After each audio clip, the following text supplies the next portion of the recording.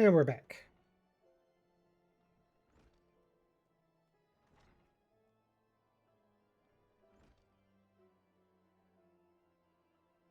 Yay!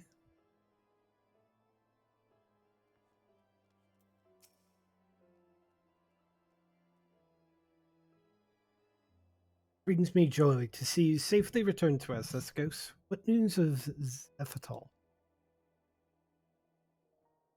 Now he stops the summoning. And we were not too late. On behalf of Ishgard, I offer you my deepest thanks.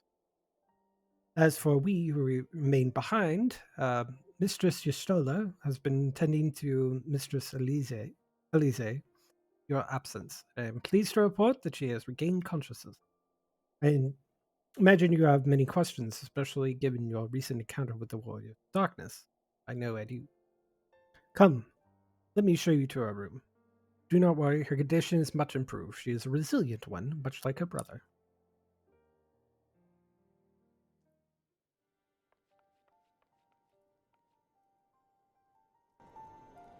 Not because of Leo. Alize, how are you feeling? Well enough, brother. Thanks to the kindness of our hosts. They told me you had departed for Zelfatol while I was still abed. I slept much better knowing that. Thank you. I take it your mission was a success.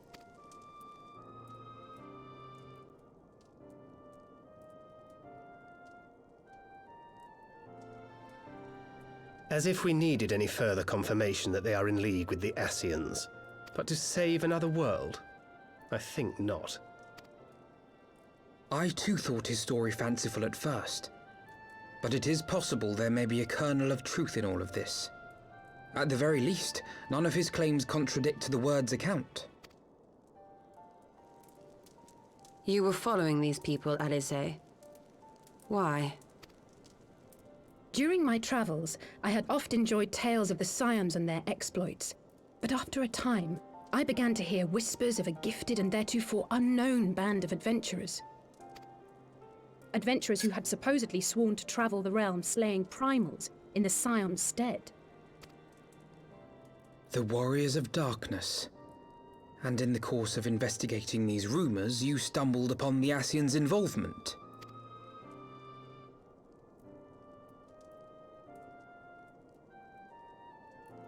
Yes, exactly.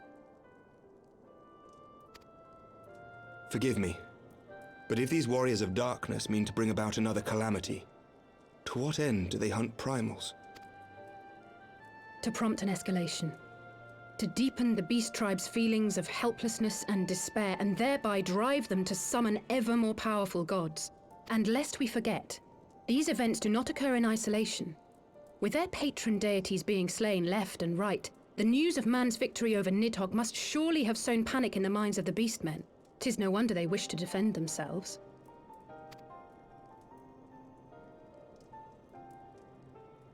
Power answered with greater power, death with more death. A vicious cycle fueled by fear and hatred. I know it's like all too well. Indeed. The Ascians sow discord and desperation, and the Warriors of Darkness reap the harvest. And so it continues. Yet that is not the extent of their ambitions. The Ascian himself observed that once the powerless realize that the old gods have failed them, they will have little recourse but to look to a new one. We cannot let that happen. It should come as no surprise, but Alize and I have uncovered evidence that the Ascians have been manipulating certain parties to ensure that a constant stream of crystals flows into the hands of the beast tribes. If we sever these supply lines, we should at least be able to slow the escalation. Agreed. Kral and I shall journey to Zelfatol and learn what we can of the Ixal's source.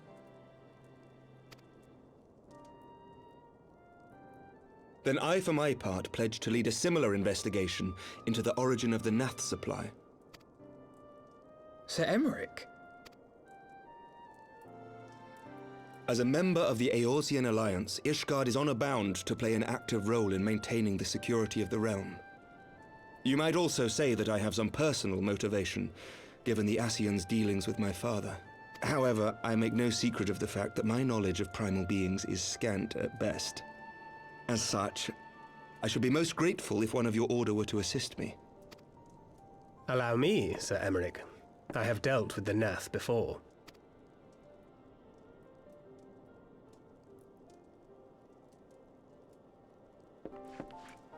Let us consult with Orianja then. Given his dedication to the study of primal beings, I should be surprised if he could not tell us something of value. Allow me to accompany you, brother. And before you think to refuse, know that I am not the girl I once was. I shall not be a burden. You have my word. But Alize, you...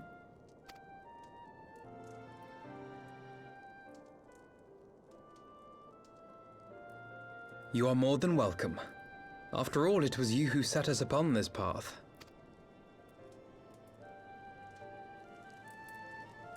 Wait a minute. I'm afraid I can't allow you to leave just yet. Not until you try on the new outfit I prepared for you. I love to talk. I love her so much.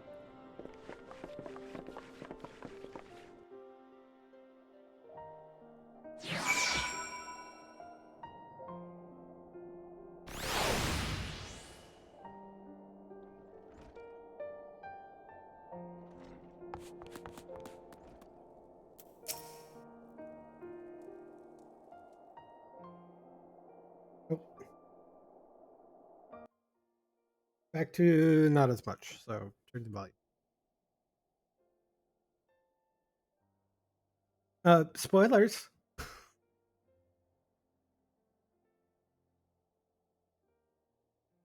Been many moons since last we worked together, though I believe that the same cannot be said for the two of you.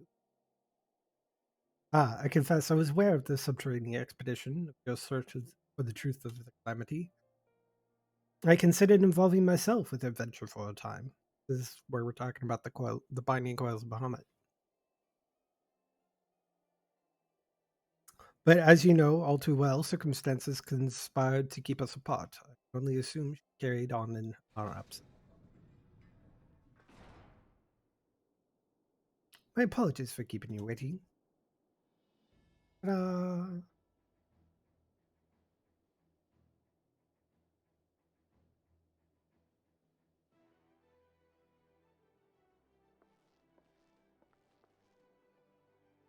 Right then, shall we be off?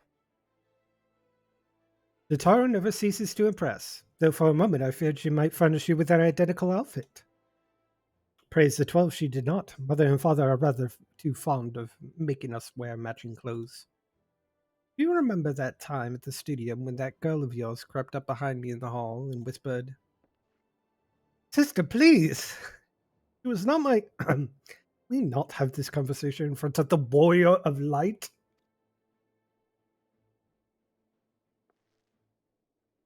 So be it. Another time, perhaps. I would thank you again for your assistance with my expeditions, Escas. Though we left matters somewhat unfinished, I am nevertheless prepared to focus on the task at hand and aid you in the fullest extent of my abilities. As you helped me to brave the coils, so too will I help you to defeat the warriors of darkness.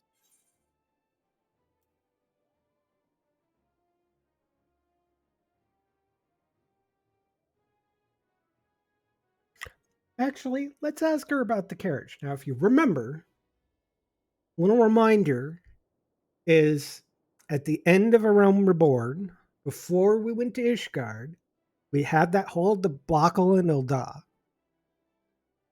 And we found out that that as we were escaping and Pippin and Alphino met up with us, the carriage came by, and the carriage, the traveling peddler, who, by the way, was the same traveling peddler that we met at the very, very beginning when we were riding his cart to Ul'dah.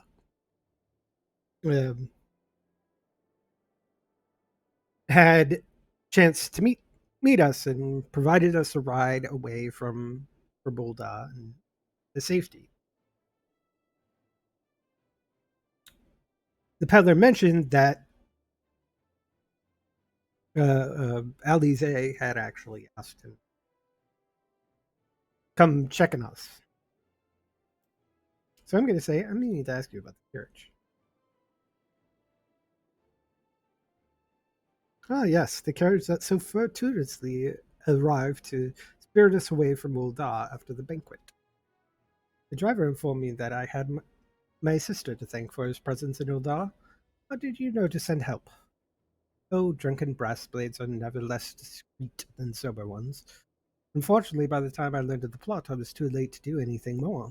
Frankly, I'm still amazed Brent managed to find you. New comments aside, I must say, you do seem different. More resolute. Last we met. You have the look of a woman who is ready to fight for the future of Eorzea. To the extent of my abilities, perhaps, but I have no delusions of grandeur, nor will I pretend to have found myself or any such thing. I am here today because I would regret if I weren't. That is all. Fair enough. Let us depart for the waking sands, and see if Oriange can be of this.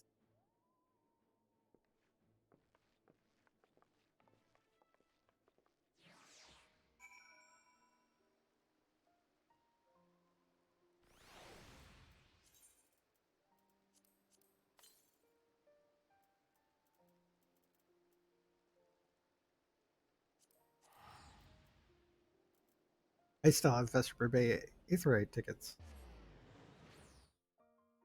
Take me directly there. Do not pass go. Do not collect $200.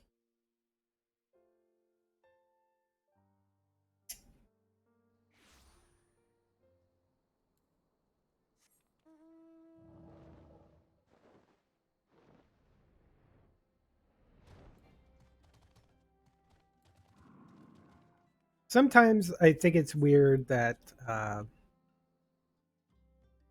they let you ride your mounts inside buildings. Can't do that in WoW. Oriange, apologize for calling upon you unannounced. Why, Master Elf now? Would that the scholar had been fit to grant me knowledge of thy coming. What bringeth thee and thine here this day? Warriors of darkness have returned. Pray, allow us to explain.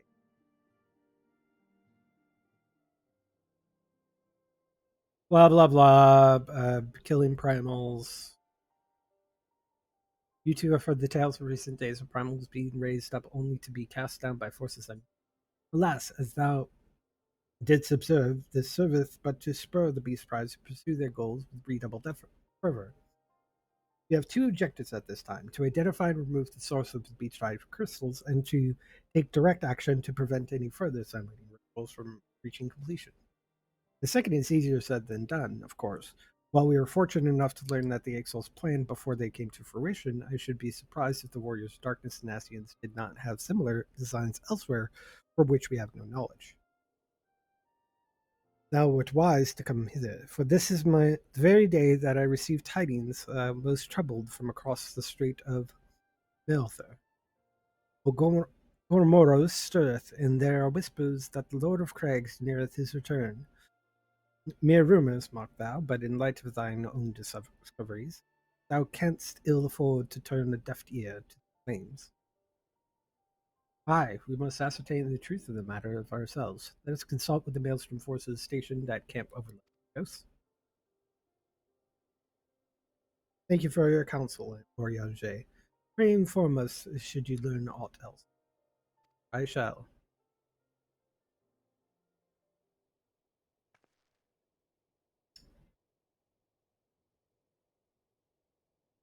If I may, brother. Oriange, is there anything else you would like to say?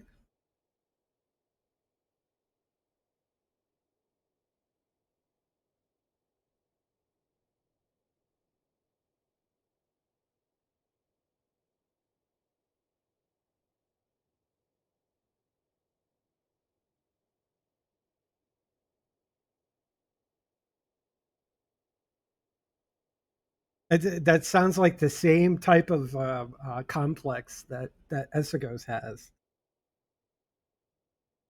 As you always look down at me because I'm little.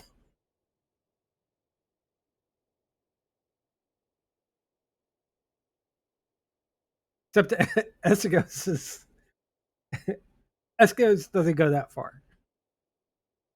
He is proud of his size, and while you look down on him just because of directionality, you won't look down on him because he's very powerful.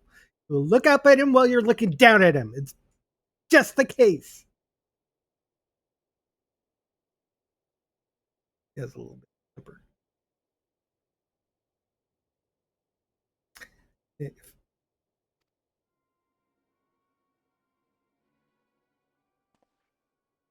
Alize? If not, then never mind. I may ask, because you are normally rather more verbose. Nothing to add. Very well. Ere we depart, I wish to make a request. Warriors of Darkness spoke of how the Order had the power to break down the barriers between planes, that our worlds might be. Why is that you research this?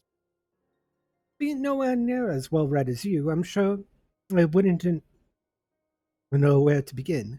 That said, I have heard tell of a promising tome, the Grune Oracles. Mayhap you could start there.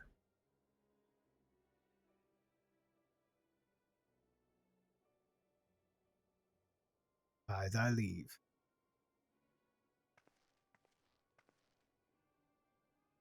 And public, was it? Very well. I have no idea what that was about.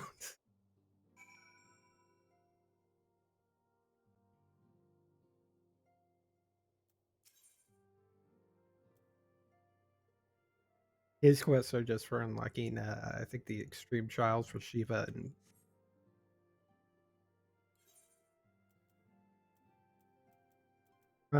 We need to go to Camp Overlook.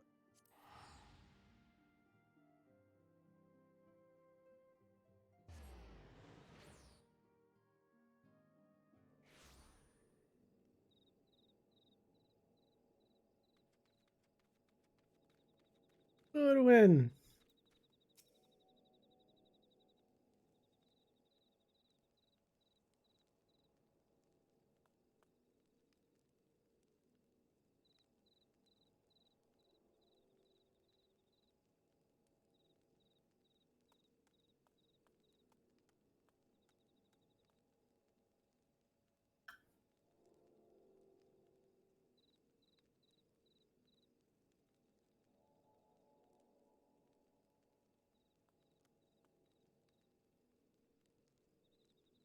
I like them, Rose. Anyways. Seven hell, so this is afraid I have to appeal to Maelstrom Command for reinforcements. Huh? Whatever it is, we don't want any. Oh, no, we just came by to help. Oh, fancy that. Just when my kobold problems look like coming to a head, the signs of the Seventh Dawn show up, itching to pitch in. Bloody brilliant timing in it. That's what it is. Right then, let's get to it. So our friendly neighbors to Gamaro have got much more aggressive, just as you saw. Matter of fact, our scout spotted one sniffing about the stores just now, likely looking to make off with an armful of crystals. I'll be damned if I'm about to let that happen. Lend a hand and help us search camp for the little bugger, would you? I'm sure it's supposed to be a little more piratey, but yeah. The Maelstrom friends seem notably more agitated than when we first arrived. Do you happen to know why they might be? Oh, I got him confused. I was doing Alize's voice, and it's actually Alpha now. I should be able to tell the two apart by now. Especially now that they have different outfits. The kobold in the camp, you say? appear to corroborate Orange's information, yes, but to be so reckless as to infiltrate mills from camp and draw attention to their efforts is passing strange. Well, there will be time to think on this later. For the present, we must do everything in our power to prevent Titan summoning, and that means finding and questioning this kobold.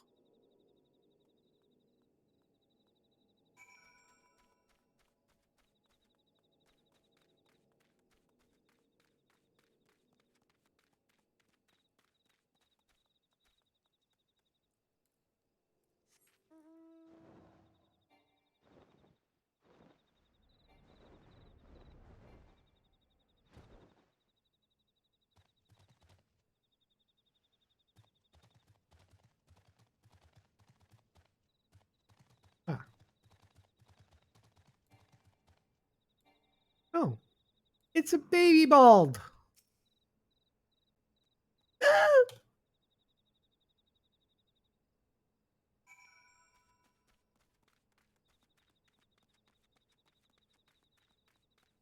Okay, I need to pause here. I just want to say I'm going to give voice to the kobolds how I believe that they should be sounding, not the way that the game ends up voicing over when they actually get a point where they actually have somebody voice over kobolds. I just want to say that. I just want to be clear. I was when I finally heard a voiceover for a kobold, I was severely disappointed.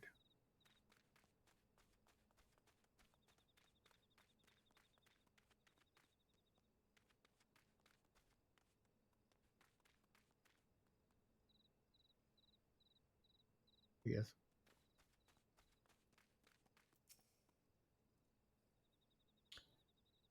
Stay back. Away, back. Way far back. I'm not a it's no use. Pointless, hopeless, no use. Actually, I don't think I'm doing the voice that I originally. Hey, buddy. Hey, buddy. You're just like baby kobold. You're a koboldling. Where are you? I totally forget where you are.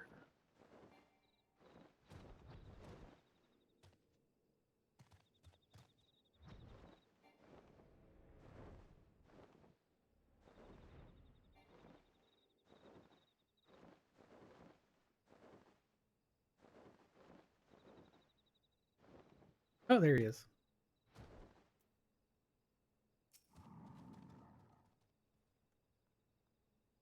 Please, don't hurt me. I only want to talk. Yes, just talk. I, gah!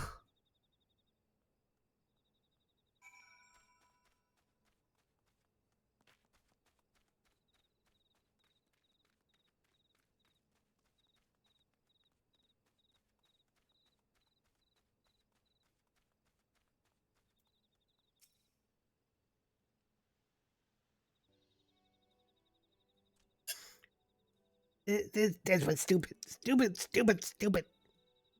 But if I tell no one, then everyone will. I'm trying to find the voice again. I used to have a voice. I'm trying to remember what it was. Ah, you found me. What to do? What to do? I come in peace. Only to talk. Speak, say, talk. No, please, do not harm me. Well, this is our wily kobold infiltrator, is it? No wonder the soldiers were on edge. You very well give one a bruised knee. Huzzah! We got him! Fine work, scions. So, little one, thought you'd sneak into camp, did you? Plotting to steal my crystals, were you? No. I came to talk, to help, to ask for help. But when your soldiers saw me, they drew their weapons and shouted, and I... No. Let us not all take a deep breath and discuss this like civilized individuals.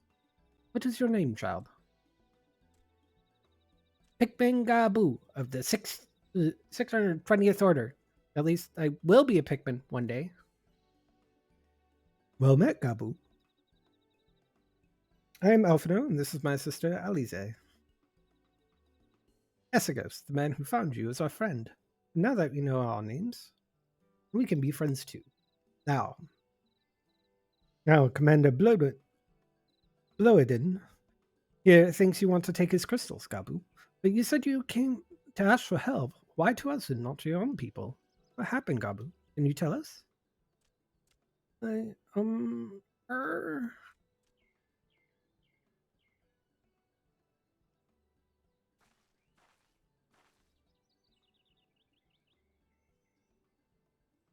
No one is going to hurt you, all right?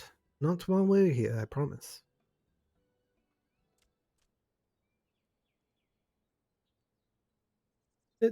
The Patriarch, Patriarch is going to summon the Great Father again, and you have to stop him, beat him, fight him, stop him!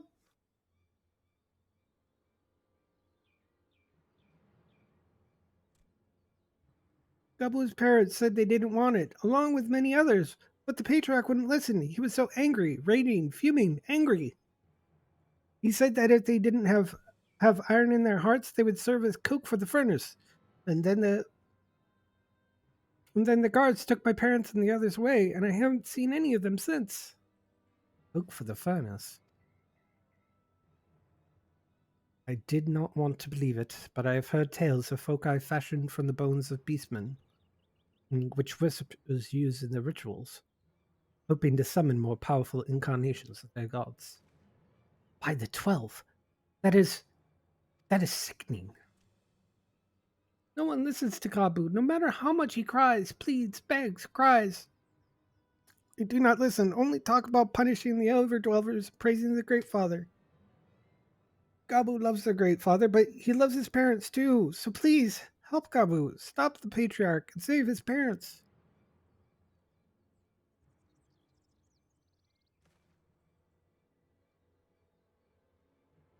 Amanda, advise Maelstrom Command that Titan summoning is imminent. Should the worst come to worst, we will require their support. Time being of the essence, we three will attempt to infiltrate the Kobold stronghold, secure their crystals, and free the prisoners. Well, if you're sure, you'll forgive me if I don't seem optimistic. We'll make ready just in case.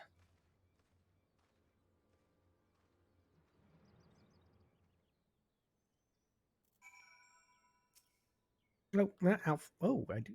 Alf now. Oops, I skipped something. I cannot speak for the prisoners. 12 have mercy that they would even contemplate sacrificing their own flesh and blood, brothers and sisters, mother and fathers. Time is of the essence. Must see what else Gabu knows and formulate a plan without further delay.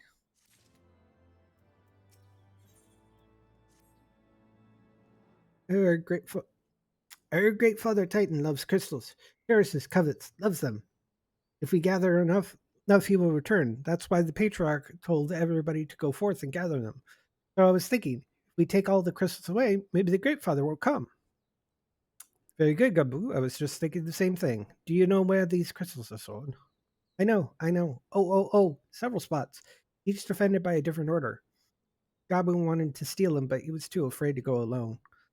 Yes, too afraid to go alone. But together we can take them away and hide them. Come. Gabu will lead you to the first cache.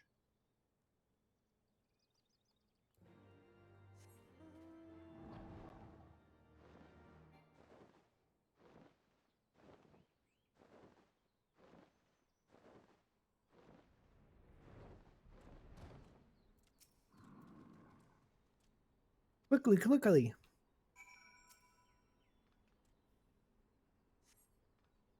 Take this big crate take these crystals and put them into hammer space. You have them all. Good. Lead on, Gabu. This way. All these kobolds around us will just completely ignore us.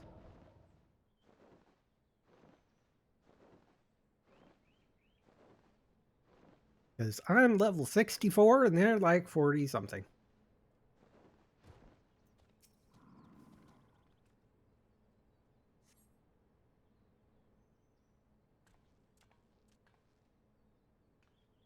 Time is short. If you have the crystals, we should move on to the next cache. You hear me, brother? Brother? Aye, it's just that.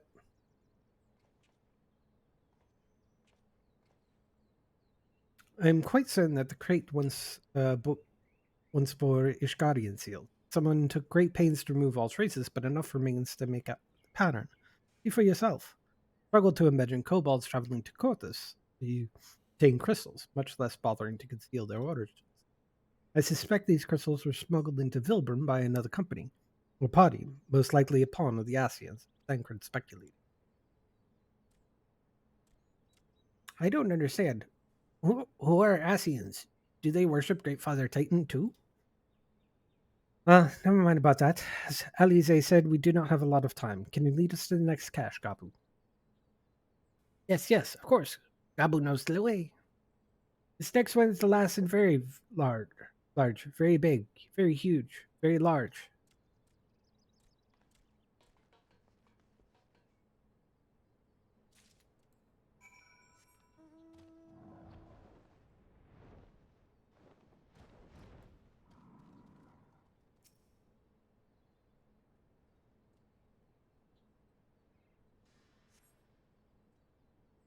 You cast, you cast about for.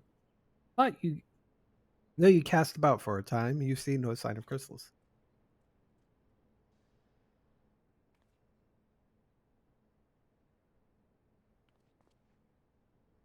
Found it. What about you, Eskos? Any luck?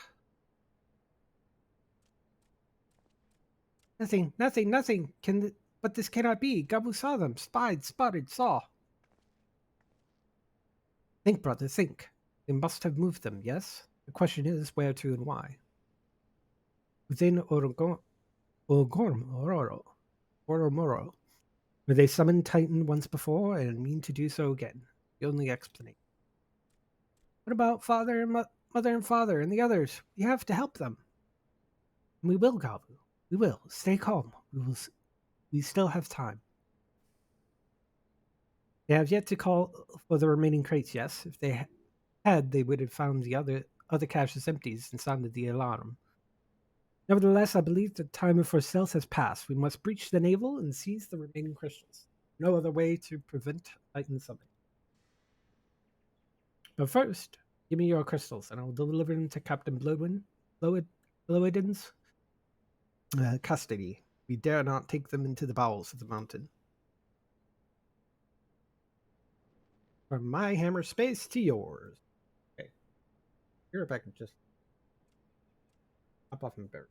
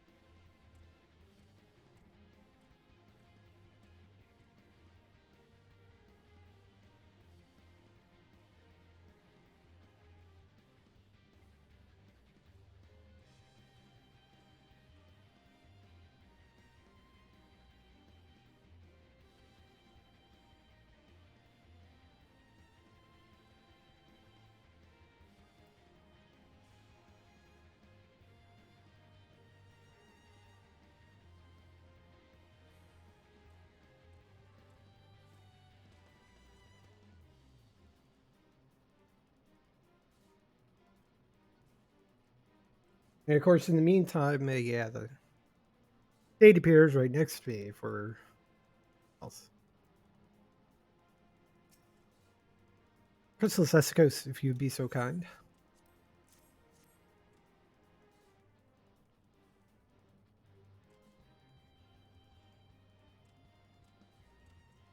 Actually, I shall deliver them to Camp Overlook for safekeeping and brief commander Bluiden of the situation. Pray go on ahead. As I recall, there's an aetherite within the Ugamaro mines that should deliver you to the naval. Gabu doubtless goes away. Wait for me there, and I shall rejoin you anon. Strange, I would have thought you eager to remain in the thick of the action. But if this is what you would prefer, then Godspeed, brother. This way, this way.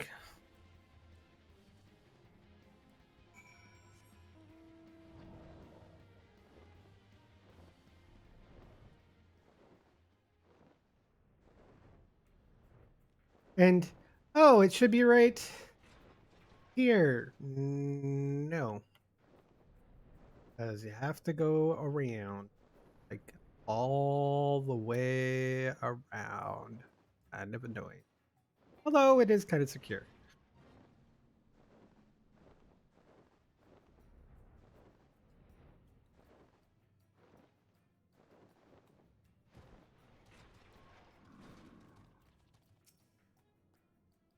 Ah, I take it this is the aetherite we seek. Right then, as soon as Alpha arrives, we go. I trust you are feeling suitably heroic, Gusagos. There's no telling what sort of resistance we'll face in there.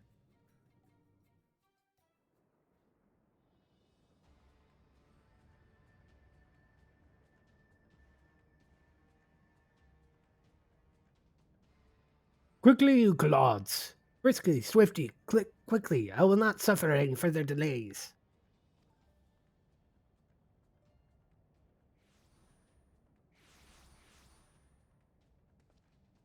Lay down your arms and surrender. We have your crystals. There is no summoning this day.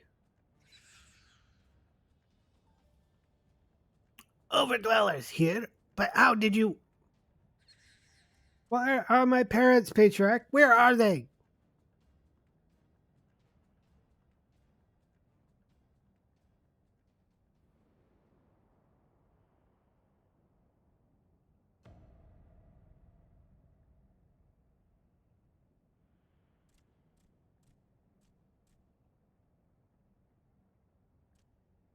Mother? Father?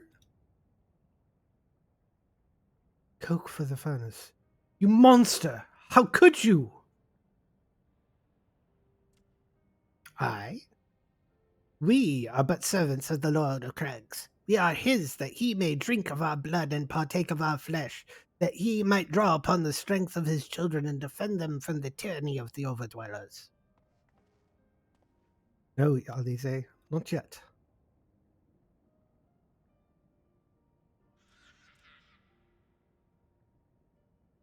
I understand, Patriarch, I do. Your fear, your anger, your hate.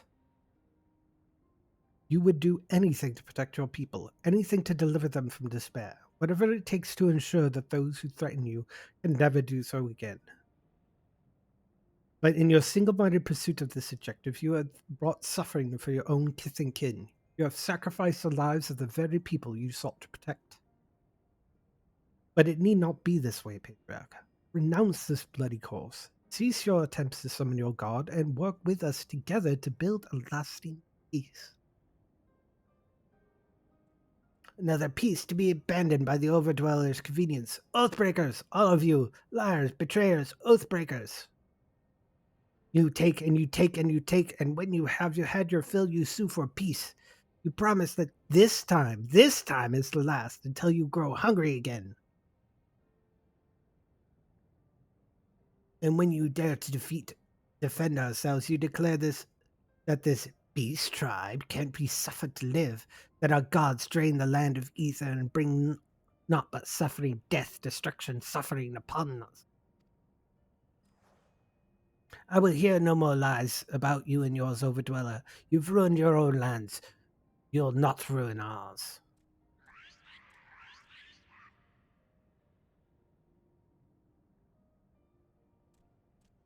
I said I'd come to you, and I did. I'm here. I'm here. Here. Say something, please. Please.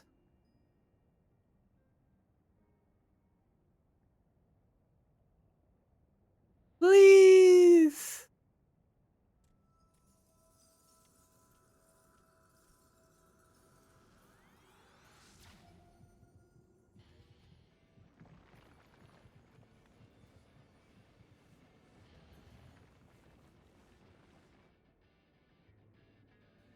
Wake up! Wake up! Wake up! Wake up! Wake up! Wake up! Wake up! Wake up! Wake up! Wake up!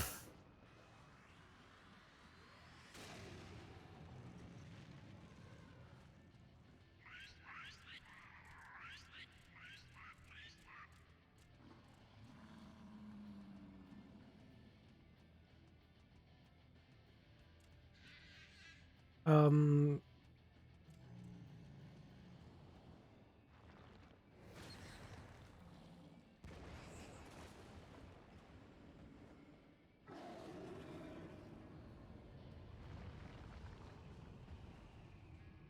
7 hells.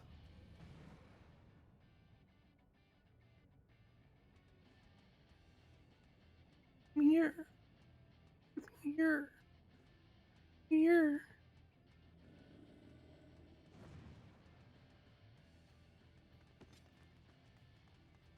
Alphino, leave him to me.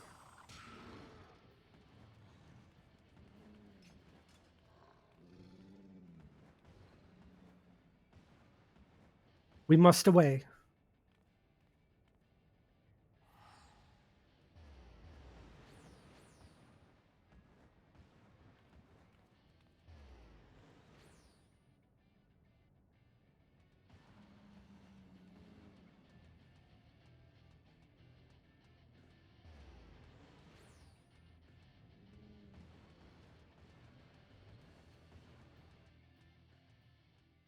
There are a few times where in cutscenes they show us teleporting. By the 12. How could I be so foolish? I should have known better than to let Gabu accompany us, given what we were like to find. His anguish and despair have served to birth the primal, just as surely as would the supplications of the faithful. Worse, being born of such tumultuous emotion, this incarnation of Titan seems incapable of naught but violence. If you are one cause for optimism, is that while many crystals were present, they represented but a fraction of the quantity intended for a summoning ritual, meaning that Titan must be far weaker than planned. Be that as it may, he is yet a primal, and the longer we leave him to bleed the land of Ether, the stronger he will grow. And would Titan be permitted to leave Ogoromoro, more lives will be lost. Maelstrom will rally their troops and the cycle will continue. Escos, you know what must be done. Will you face the Lord of Crags once more? Odd.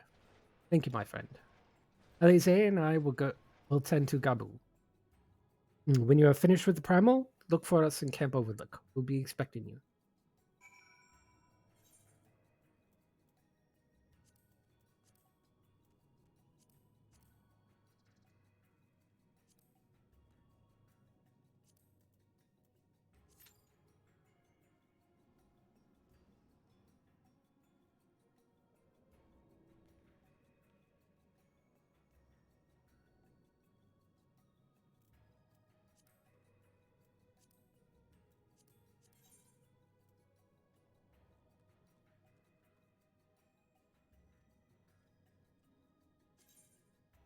Oh, my dreaming's.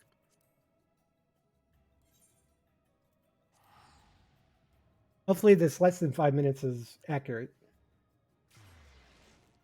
Excuse me.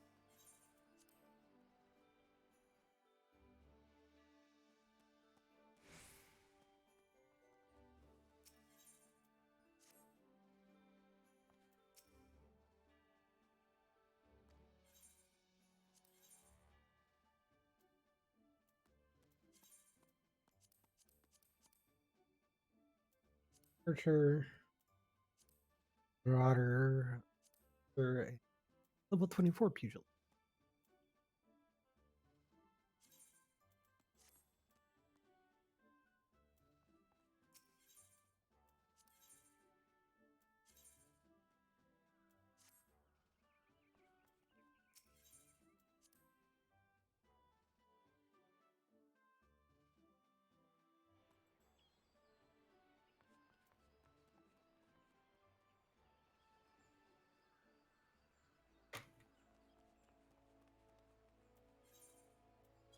For this.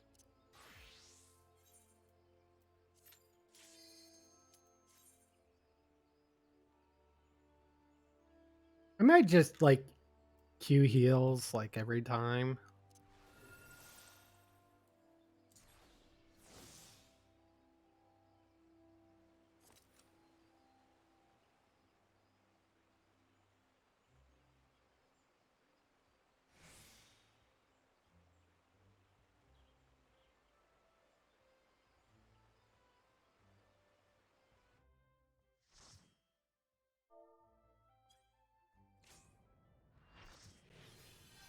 I have a scholar with me.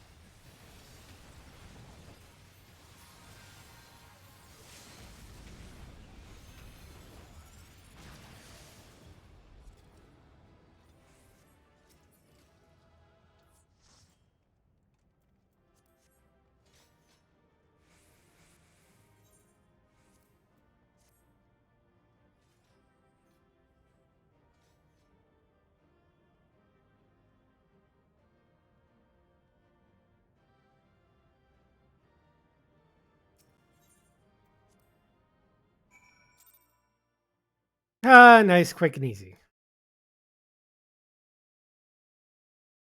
I believe into a cutscene? Nope.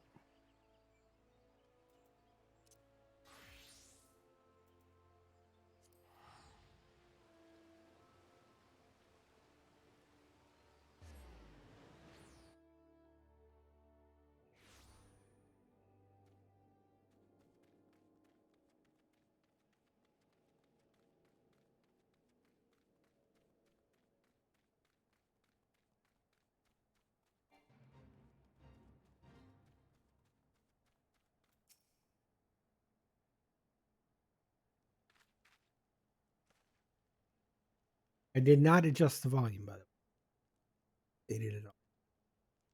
Oh, there he is. Did I not tell you he would return safe and sound? The deed is done then. Titan is no more. Good. And there's enough tragedy today. He has been like that since we regained consciousness. We believe he can hear us, but he has made no attempt to respond. He's almost certainly still in shock, but we cannot discount the possibility that he's come to the primal's influence. Should that prove to be the case, he must not be put to death, not like any other thrall. Such is the Alliance policies, yes. He must be put to death like any other thrall. Such is the Alliance's policy, yes. You have the right of it. But we must not rush to conclusions. After all, we once feared that Yazil's followers were beyond reasoning, and many have since laid down their arms and accepted Ishkar's plea.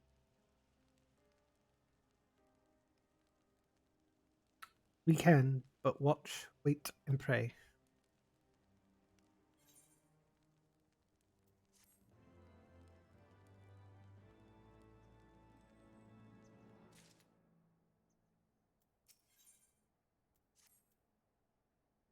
There is not to be gained from dwelling in our eventuality over what we have no control, much less one which may never even come to pass. Let us tend to more immediate matters, informing Commander Blowden of Titan's demise, for example. We may be certain that he will be glad of the news. Would you be so kind as to break it to him?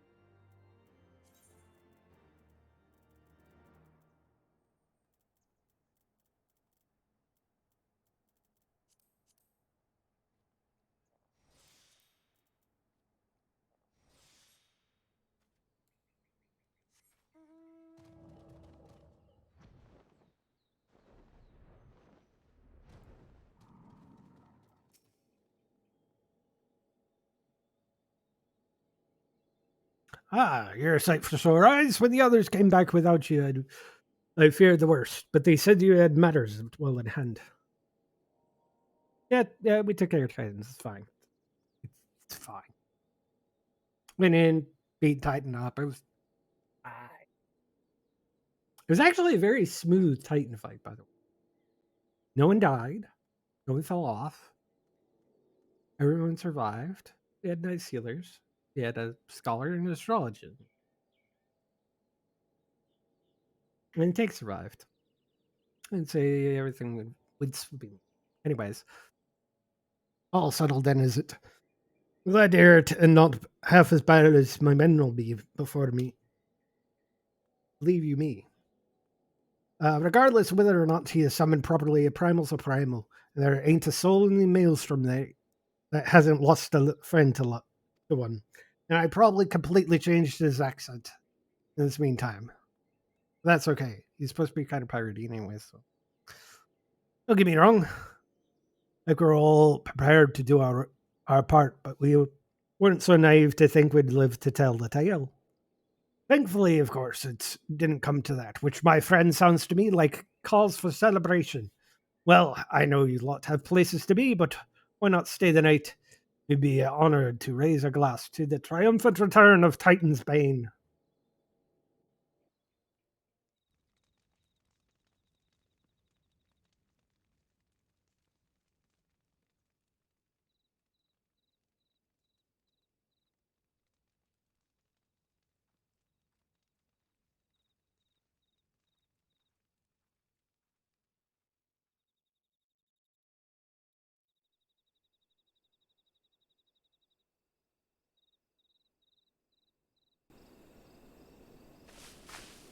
Who goes there?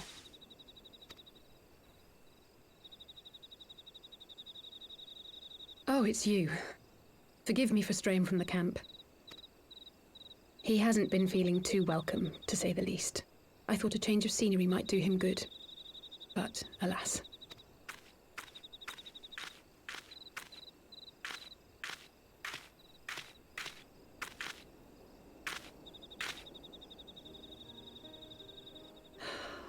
It's so quiet out here.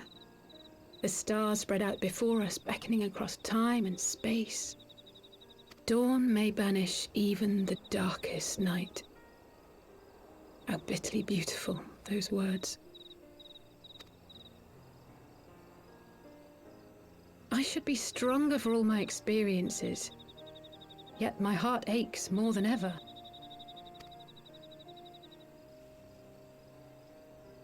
I never understood why Grandfather gave his life that day. I thought that if I came here, I would find the answers I needed. But when I finally laid eyes on the land he sacrificed everything to save, saw firsthand the bickering, the pettiness, I was disappointed. I was angry. I could not fathom how these people were more deserving of his love than his family, than me. Nevertheless, I had to believe he had good reason. I was determined to uncover the whole truth of the calamity and, perhaps in so doing, find my own purpose in this sea of chaos. My travels have been enlightening, but I cannot say that I have enjoyed them. I have lost count of the many petty crises that I was helpless to resolve and of the people whose actions I could not understand. There were others, of course. Good people. People with whom I felt a kinship, whose lives I could not save. I found myself asking what it was all for. Why try if I was doomed to fail in the end? But then I recalled Grandfather's words to my father, years ago before he left Charlayan behind forever. To ignore the plight of those one might conceivably save is not wisdom, it is indolence. We must all protect that which we hold most dear in the manner of our own choosing.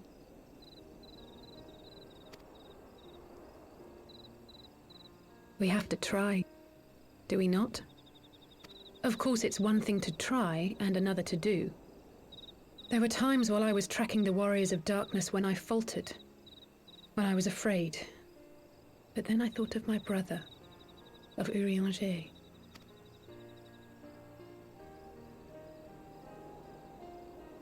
Oh, pray forgive me. This conversation has been rather one-sided, hasn't it? Mayhap you could recount some of your adventures in Ishgard.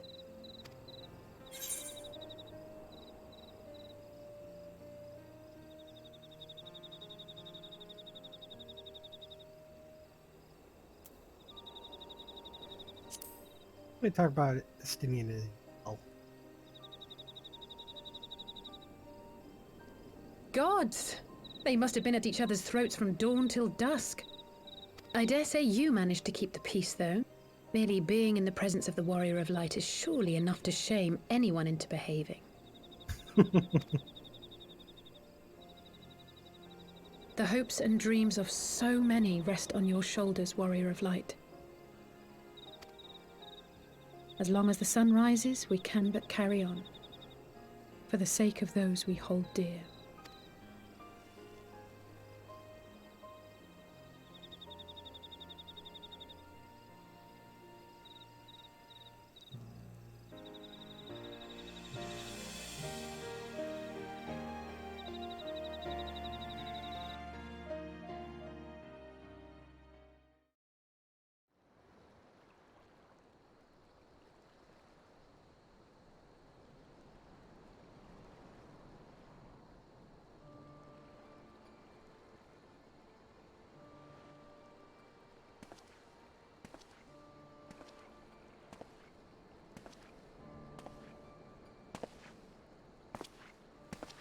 To what end dost thou cling to the tainted gifts of the Mother? Every tool has its purpose. Even this.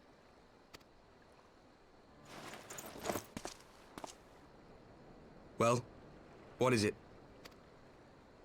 The seeds sown in Vilbrand have been plucked from the earth and left to wither. Alas, Titan's demise sufficed not to drive the kobolds to deepest desperation. What did the man in white have to say? That we are to proceed as he did first set forth. Well, that's easy for him to say! It's not his bloody world on the brink of destruction, is it? Be thou well reminded that with an end to Ishgard's unrest, naught now remaineth to preoccupy the Scion's thoughts, and thus may they devote their every energy to thwarting thee and thine. I foresee only greater difficulties ahead. Foresee? Are you sure you don't welcome them? I'm starting to think you might hold a candle for your old friends after all. Pray do not mistake mine intent. I but look upon the path which lieth before us with due trepidation. Shouldst thou be of like mind, pray consider then another course. For the power to invoke the ardor belongeth not unto the Ascians alone. With thine own hand strike down thine enemy, the so-called hero who would see thy home lost to light. Do but this, and thou wouldst at a single stroke disrupt the all-too-delicate balance of this realm, plunging her straightways into chaos.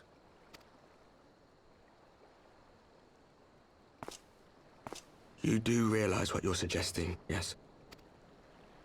To ignore the plight of those one might conceivably save is not wisdom, it is indolence. The words of my teacher, and a creed I hold close to my heart.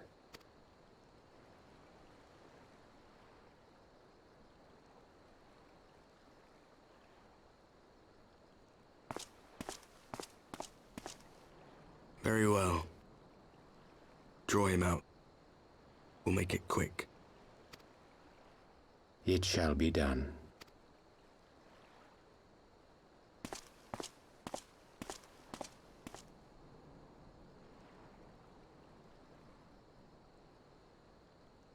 What good a creed one cannot uphold?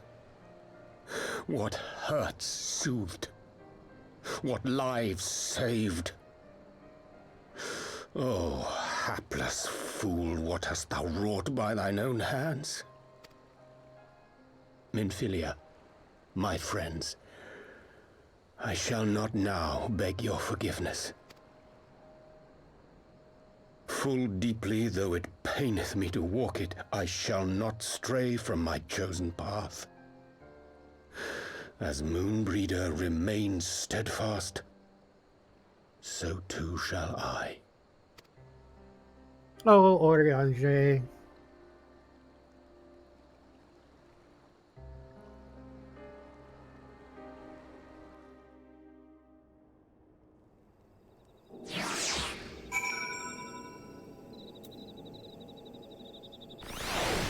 That seems right.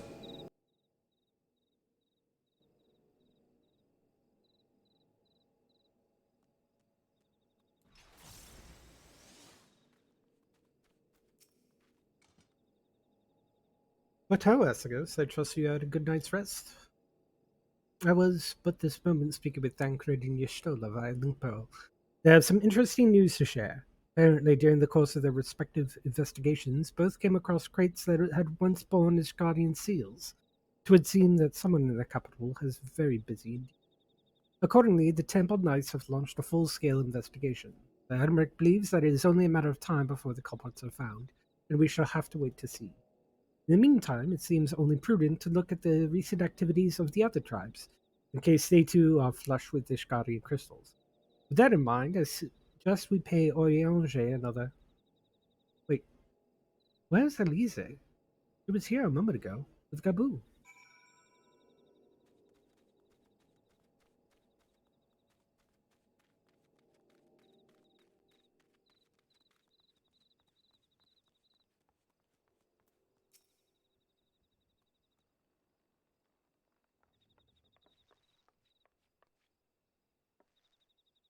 Oh, let me guess. It's time to leave, isn't it?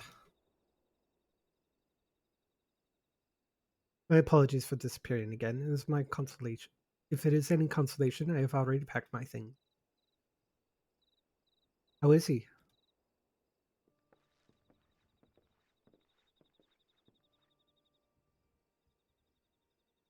Mother, Commander Blowden. Something tells me you're not solely here out of the concern of his welfare. But to answer your question, there's been no change. He will not speak or eat. I'm not even sure if he slept. If he did, he seemed none the better for it. He just shuffles about, that same expression on his face. You will look after him, won't you, Commander? And treat him with every kindness? He's still in there, I know it. Beneath the anguish and the despair, he is still fighting with all of his heart. He deserves to be given that chance, until he comes back to us, and we know for certain what has become of him. Aye, you needn't worry. If he hadn't risked his neck to warn us and help you secure the better part of the crystals, this would have turned out damn worse like than it did. You'll not soon forget that, and nor will Maelstrom Command.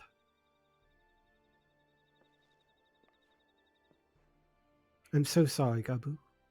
I truly am. You should never have been made to. And I know I cannot possibly understand. Mayhap there is nothing I can do or say.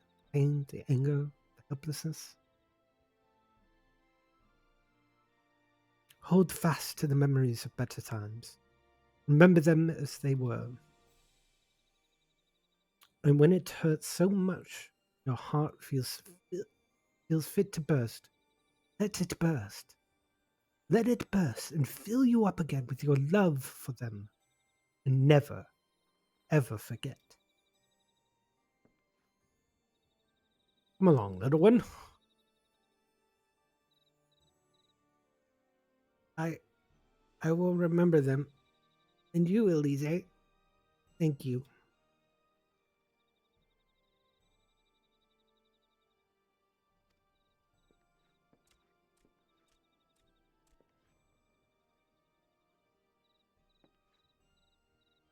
Have faith, sisters. Your words have reached him. In time, he will recover.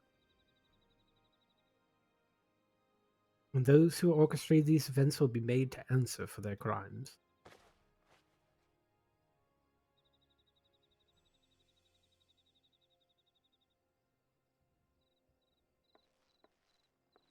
A thousand times over, there will be a reckoning.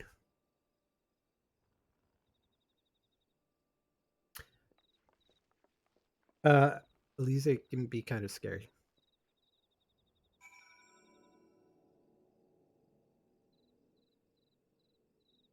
But that's a good point.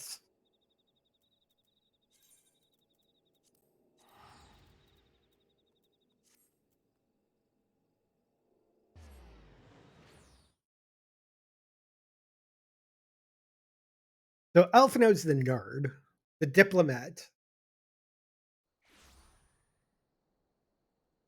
scientist, stratagem, and I swear the last time I teleported here, this Viera was standing right here in that red mage outfit, although carrying a book, so be in some sort of arcanist, either scholar or summoner. Don't know how she's wearing a red mage outfit and wearing a scholar book, or maybe there's just a similar outfit.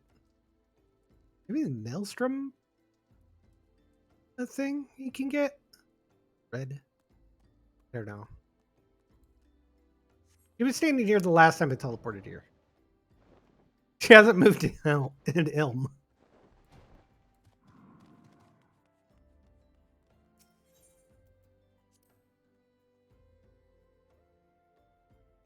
Back to Waking Sands and into Oriange's trap.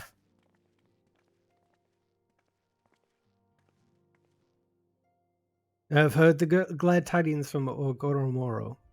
My friends, by the grace of the 12 and your most valiant efforts, the people of Limsa rest easy. I should like to think so, yes. Though we failed to prevent the Lord of Craigs from manifesting, we did succeed in weakening him, enabling our friend to dispatch him before the warriors of darkness could make matters worse. Was by no means an unmitigated success, but we will have to suffice. Then let us speak of another matter, one which weighs heavy on my lady's mind. As thou didst request, I sought out the Garoon oracles, that you might better understand the aims of the warriors of darkness.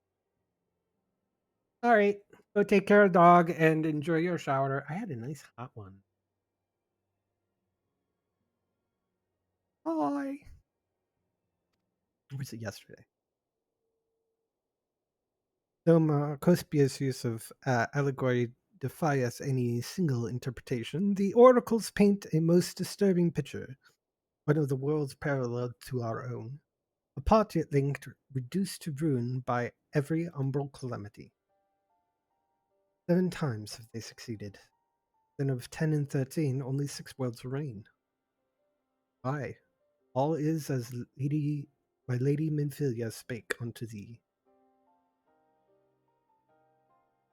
As for what cometh these reflections, when they and the source are rejoined, frail flesh undone in umbral fires, each soul surrendereth to her call, to flow into the endless sea, there to endure as one and none. Then if the warriors of darkness succeeded, everyone in their world will die. In essence, the verse speaketh of the renunciation of the flesh and subsequent return to the life stream. However, this fate may yet be preferable to the alternative, for if the first were to fall to transcendent light in the matter of the warriors darkness described, it would give way unto a void wherein none may know either life or death. Far better to die, they reason, for if death there is life, for in death there is life. The essence of the soul, which returneth into the source, may be born anew, saved. Such at least is their belief, I surmise. If that is true, then, gods, no one ever have much, ever, no one should ever have to make such a choice. Ere we speak further on this subject, I would share with thee another recent discovery. 'Twould seem that several sizable shipments of crystals have been delivered into the hands of certain Alamegan parties. Alamegans? Strange. Can you believe this to be the work of the same Ishgardian smugglers who supplied the beast tribes? I know beyond a shadow of doubt. Unless ye wonder of a motive, I would remind you that the Asians did once attempt to bring about the summoning of Ralgar. The individuals who took a receipt of these shipments are refugees belonging to a group devoted to the cause of Alamegan liberation. It would also interest thee to know that their Ishgardian suppliers appear to be none other than the remnants of Elaine Royale's network of spies. Rau, something like that. Surely you jest, and yet it is not so surprising. Bereft of leadership and hunted by the Alliance, I would well imagine such villains being desperate enough to conspire with the Asians, assuming they even know or care who their employees are. All of which is irrelevant. Forgive me, we must seek out the resistance group which has received the crystals without delay. Escos and Alice, will you come with me to Little Alamigo?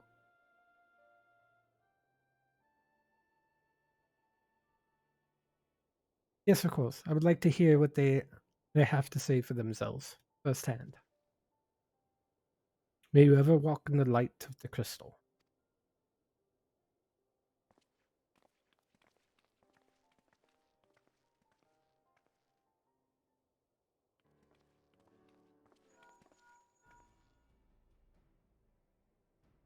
Huffano, Elise, Esagos, are you 3 listening? Good, I have tidings.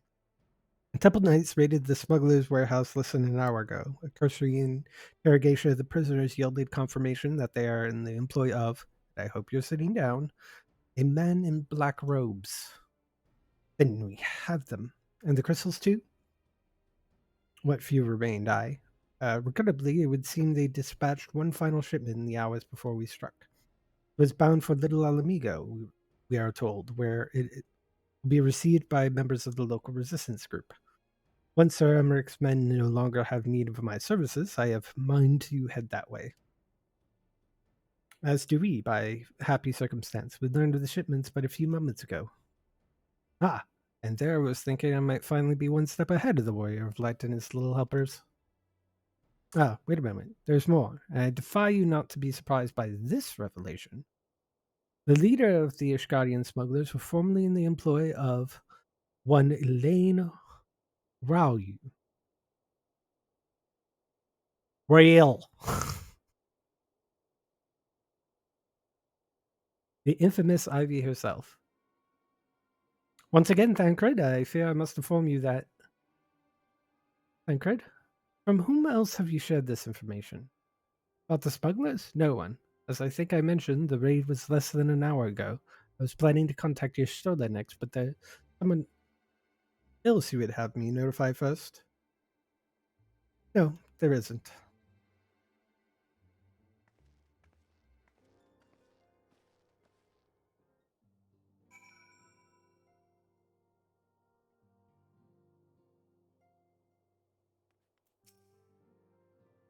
What in the world has gotten into her? It is twice now that we have sought Orianji's aid, and twice she has treated him as if he were a stranger. The Archon was one of the grandfather's most dedicated pupils, and spent as much time at the Levier estate as we did. He's practically a member of the family. Truth be told, I struggle to recall a day from my childhood when I did not see the three of them laughing together. If this continues, I may have to raise the matter. Later, though, little Alamigo awaits.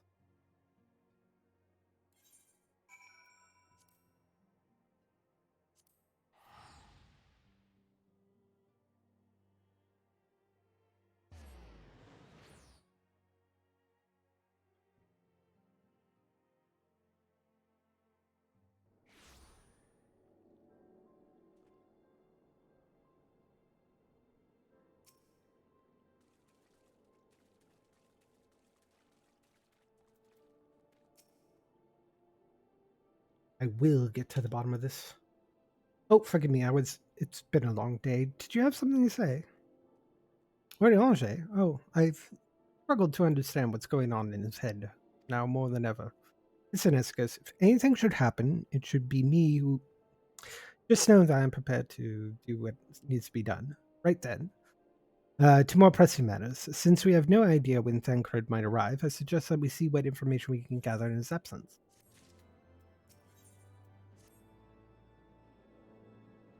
So to review, we have reliably informed that the members of the Alamegan resistance operating here have taken receipt of several large shipments of crystals, our task being to ascertain who and why. Given the size of the settlement, I find it hard to believe that anyone here would be wholly unaware of the resistance movements. The challenge, of course, will be finding individuals who both able and willing to share such information with outsiders. It would seem sensible to divide our forces. Escos, why don't you question the residents of the eastern half of town? Alize and I will do the same in the west. Afterwards, we can rendezvous here to share our findings.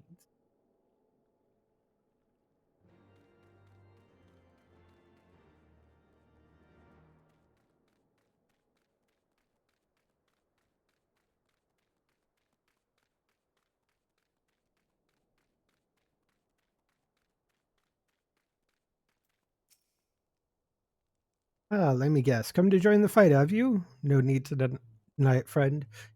You're not the first to answer the Griffin's call. Well, while he's lit a fire in every Alamegan's heart, he's also inspired more than a few Oldans to pledge themselves to the cause. And little wonder the Guardians won't stop until we're all under the yoke.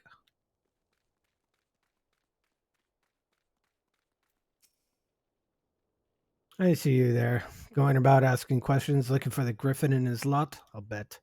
Seems that They're the talk of little Amigo these days. Folks wondering what he's about, and he's got in store for the Guardians, and what's under the mask of his. Some say he's hardly got a face, and with all the scars. Others reckon he's been marked for death by the Empire, and that they'd send a bloody legion if they knew he was here. Your guess is as good as mine.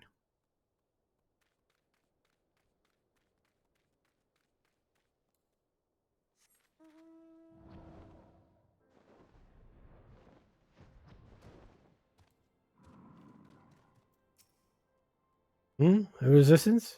Damn if I know. Not if I'd be any use to them. If you set store on all the tales of secret weapons, good luck with you.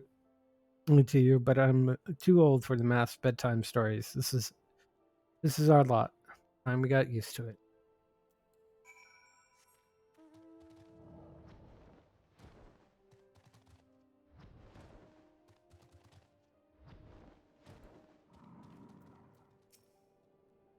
I suppose I should ask what you learned, but I think I already know. Griffin seems to be the leader of a newly formed faction within the Resistance, the Masks. Yet, despite their growing popularity, no one seems to know much about them, only that they are most progressively militant group to join the movement in recent months. Indeed, many claim that commitment is the cause of Alamegan liberation. Liberation is unrivaled. We can but hope their revolutionary fervor is never challenged in the direction of a primal. Though I feel confident that this is the group which received the crystal shipments, we yet lack proof. Before taking any action, I will speak with the settlement's leader to confirm my suspicions. It may happen with his help while I was about. Given that you and Gundabald have already acquainted, mayhap it would be best if you took the lead, shall we?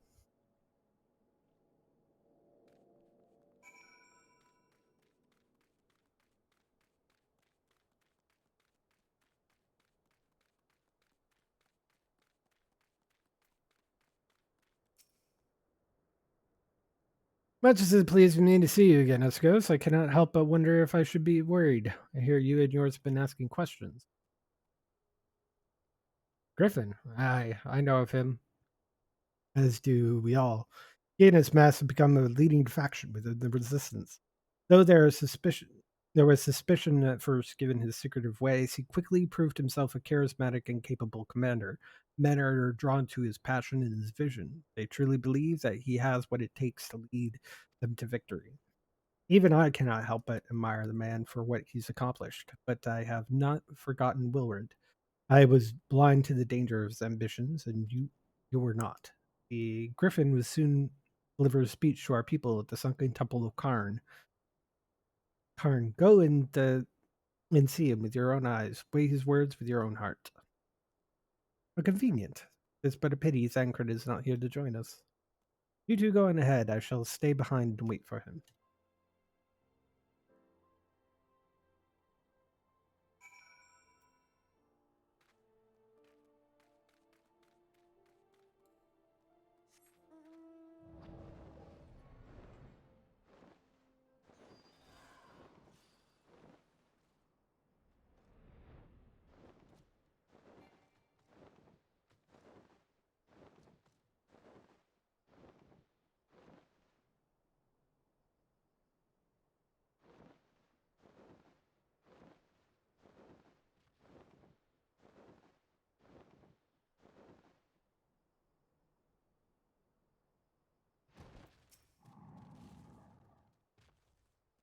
I'd begun already. I hear voices coming from within. Think there's VO? I'm going to turn up the volume.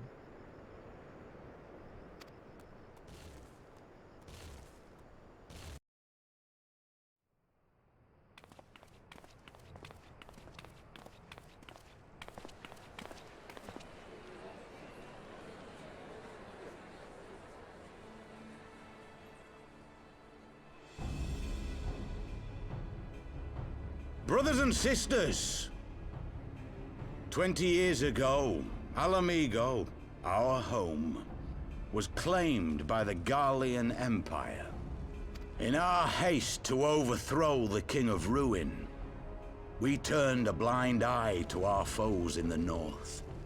With our glorious revolution, we but laid a path for a new tyrant to succeed the old.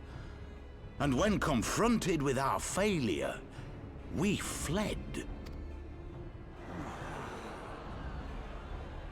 Not a day goes by that I do not think of those we left behind. Think of them and feel ashamed. And I know each and every one of you feels the same.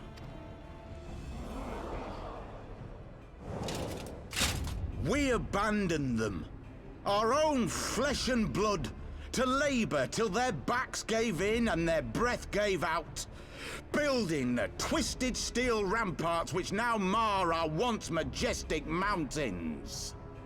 We abandoned them, the brave and true, to fight and die for their country, or worse, to be conscripted and sent off to rob another poor bastard of his home. We abandoned them, the meek and powerless, to bow and scrape when the Garleans pass, to sully themselves that they might live to see another day of misery.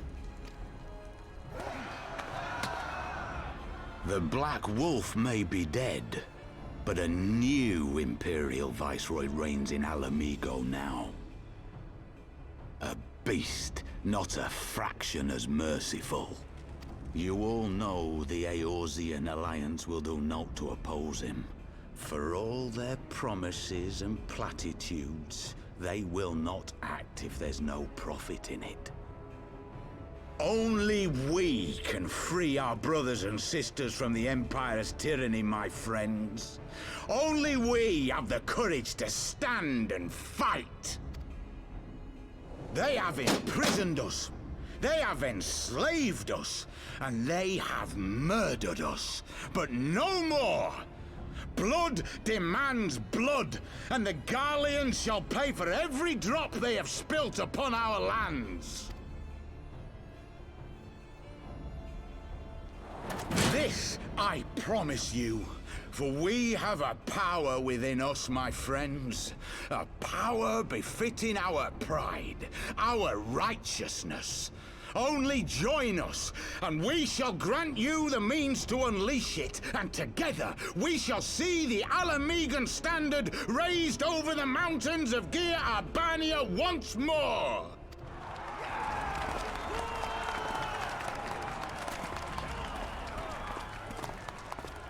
A power befitting their pride. Not at all ominous, that. Wait, is that...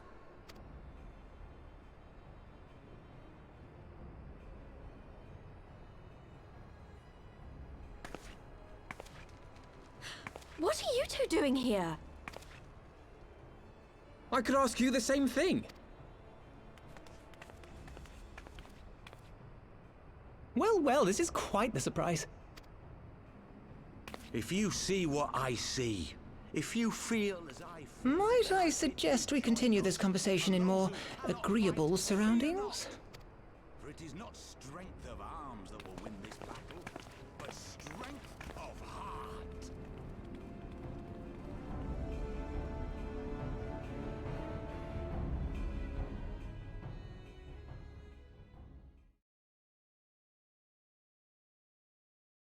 Well, we found Ida and Papalimo.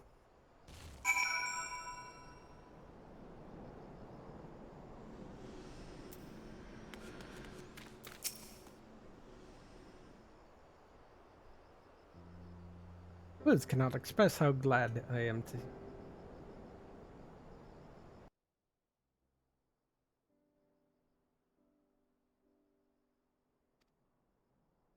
And you, though I'm pretty obvious.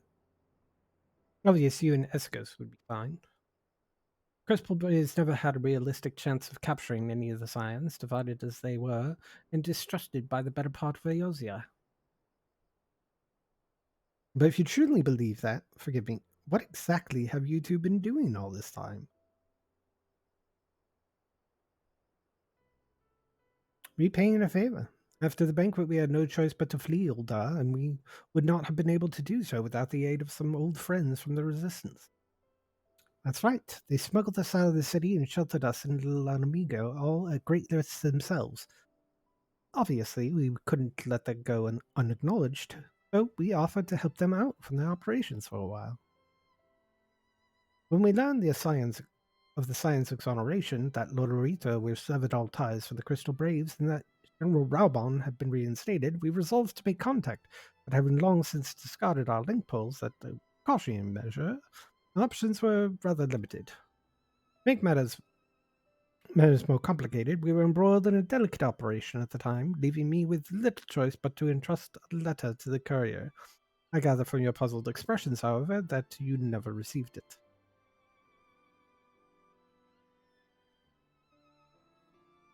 To be honest, I thought that this might happen. While the Mass are happy to let the refugees spread the word throughout the community, they're pretty strict on communicating with outsiders. Oh, and we also heard a rumor that the Griffin doesn't want us meddling in his affairs. Griffin mistrusts the signs of the Seventh Dawn? Curious. It is well known that we are no friends of Garlemald. One would think the men we saw beseeching all and sundry to join his cause would welcome our support.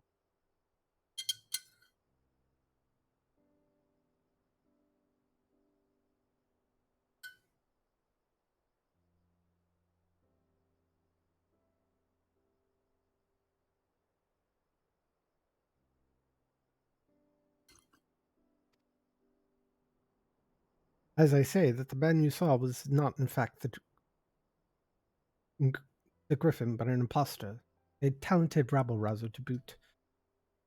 It would not surprise me if he was responsible for the majority of these public appearances. As you may have gathered, the Griffin is extremely cautious and distrusting man who has made every effort to conceal his identity. Even when we participated in a raid under his direct command, we were not permitted to approach him. It's hard to know what to make of all this. The secrecy, the impersonations, the masks. What? It's not as if I'm making all of you wear one, and mine only covers half my face. It's completely different. Anyway, when you heard that Griffin was due to give a speech, we thought it might be a good opportunity to get a better sense of the man beyond the, make a better sense of the man. For all the good it did. And now we have you have heard the whole of it. Tell me, what prompted you to take an interest in the Griffin? Oh, we just heard some crystals here that may involve some sort of summoning. Summoning? You're not serious. It can't be. The Resistance would never entertain such a ridiculous plan, but the Griffin, well, the man is an enigma. I cannot say for any confidence that he would and would not. What I can say, however, is that the speech you heard today was not the first to make reference to a power capable of defeating the Empire. The Mass have made such claims as of late. I confess I have assumed it to be more bluster, but in the contents of the shipments of which you spoke, it is not impossible they are alluding to a primal. Whatever it is, we will find it out together. And if anyone tries to stop us, we'll answer to me. Indeed. That is assuming you'll have us. Like, are you kidding? Of course.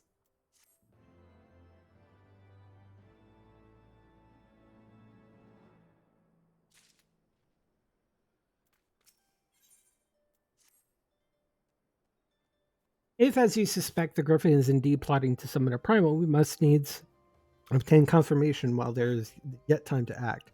To that end, I propose we question his double. Given his role as the group's de facto mouthpiece, I would not be surprised if he were one of the Griffin's closest associates. But while he may not be aware of the most sensitive details, he's probably tell us that the mass plans is broad strokes. Like the man of whom he impersonates, however, he is wary of outsiders. He will not expose himself without a suitable incentive. My plan is as follows. You and Alphino will pose as adventurers falling on hard times, inspired by his words to take up arms for a noble cause. Edie and I, as members of the Resistance, will recount tales of your past achievements and testify as to your usefulness in the struggles ahead. With our enthusiastic assurances still ringing in his ears, he will decide to welcome you in person, and we will arrange a meeting. You will need to look the part that we might maintain the shroud until we have him cornered, at least. Here, this will be enough to purchase suitable garments from Talbot. Or Talabo. I don't know. To have him rub a respectful amount of dirt on them for good measure. Any questions? All seems simple enough, thank you. And with that, Eskos, let us be off.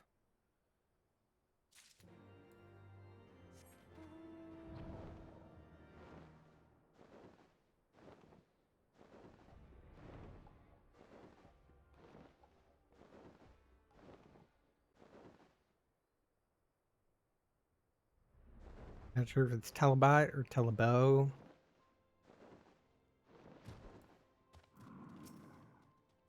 Yeah? You want to buy what? I don't know what you're up to, but I want no part of it. Well, you're the ones with the gill, and seeing as you're friends with Papa Limo. There, two naked slaps for the both of you, tailored and are treated for your taste. Now, off with you before someone else sees it. Clothes maketh the man, they say. Right then, I will go and change and see you at the spot publicly marked on our maps.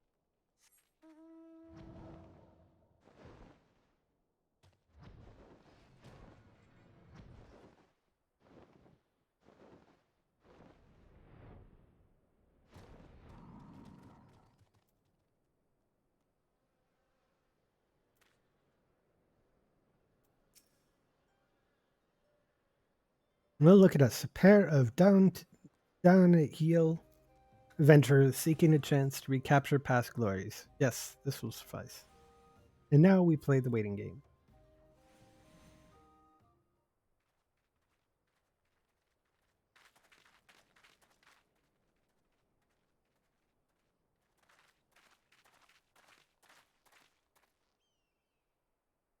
My thanks, comrades.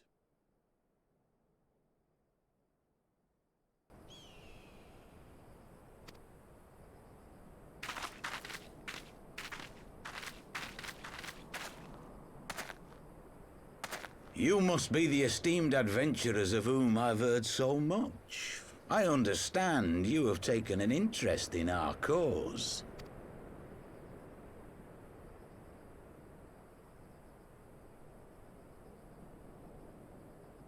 A great interest, you might say. Your words have certainly made quite an impression on my friend and I.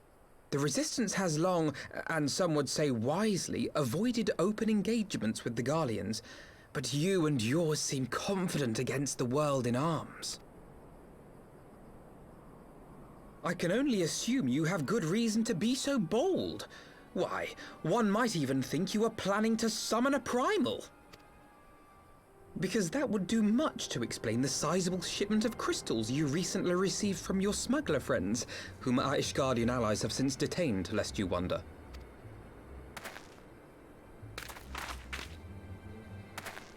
I'd like to hear more about the Griffin. The real Griffin. Your performance earlier didn't fool up. Ah, the famous scions of the Seventh Dawn. I should have known better than to think I could conceal the truth from you lot. You are right. I am not the Griffin, but I speak with his voice, and it was at his behest that we procured those crystals.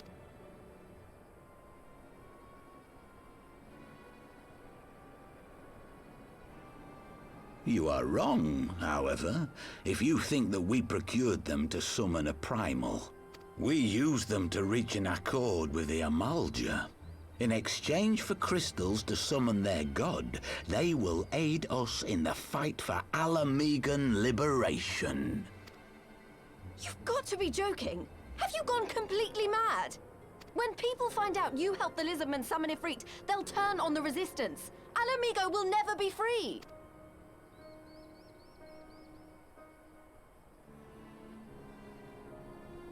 This isn't a fairy tale, girl. We don't have the luxury to play at being honorable heroes. It's because the likes of you wouldn't sully your saintly hands that Alamigo's been under the yoke for the past 20 years. But the Griffin won't stand for it, and neither will we. We're ready to do whatever it takes.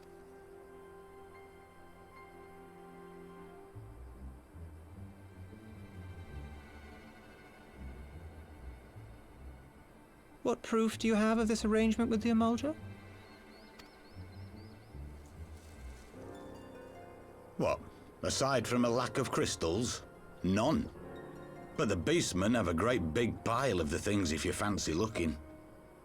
You might want to hurry, though. It'll not be long before they summon their god. Search our camp if you don't believe me. We have naught to hide.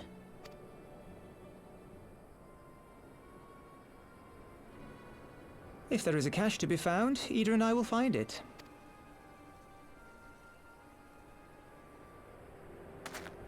Then let us be off. Are you perchance the Warrior of Light?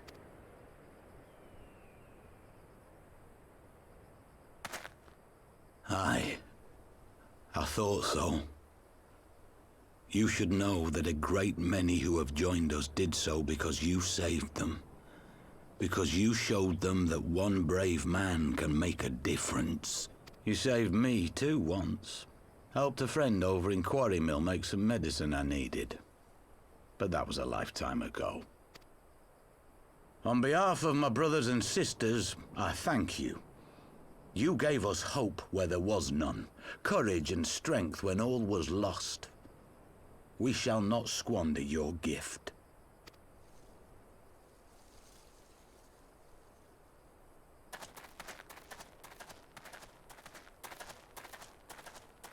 I know that look, Ida, and I do not like it. You cannot seriously be contemplating taking up arms with that band of cutthroats. I just...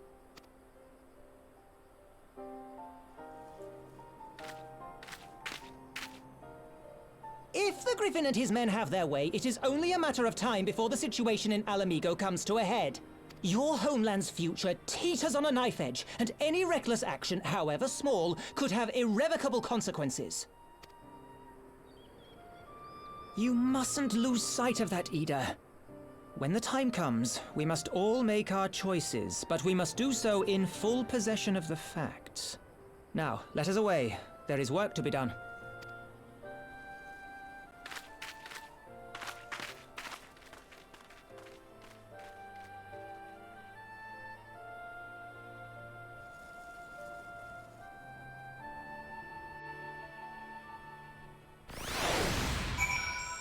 What is that? So the guy we saved at Quarry Mill. It's get her back in order. Quarry Mill, he said. Do you remember? Forgive me. You cannot be expected to recall every name and face, and besides, it's not as if it matters. I have long admired how you live in the present, how you focus on the problems at hand, and always keep moving forward. So let us keep moving forward together, Eskos. Let's find and secure those crystals. There is no time for looking back.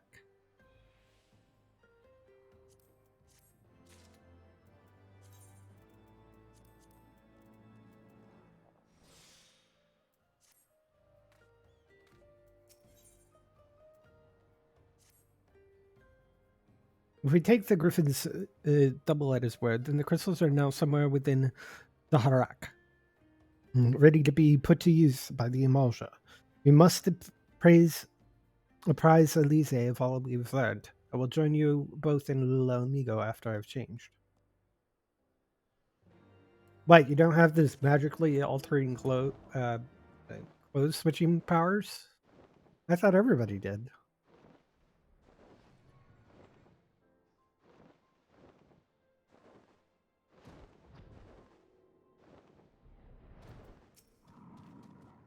Ah, Thancred.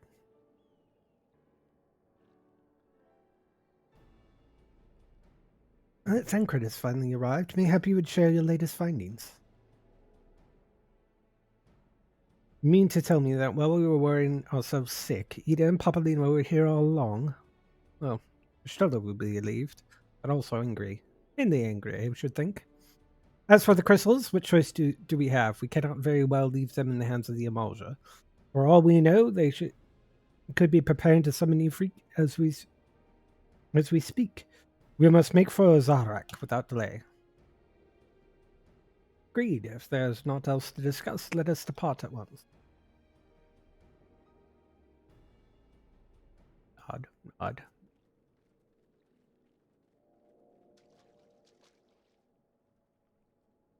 And so they go forth, the accordance. Griffins.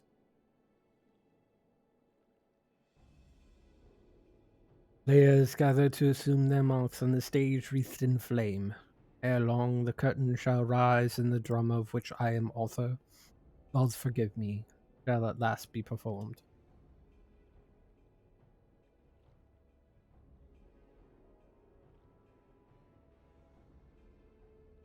Naught else remaineth save to stand at the ready and pray that the chance is seized, for never shall we know its like again.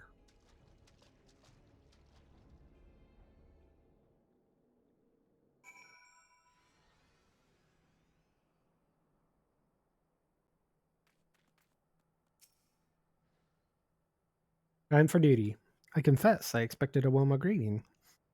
But we must not jump to conclusions, not until we have braved the bowl of embers. We must be ready to engage the enemy at any moment. If you would make any follow-up preparations, pray do so. I shall await your signal.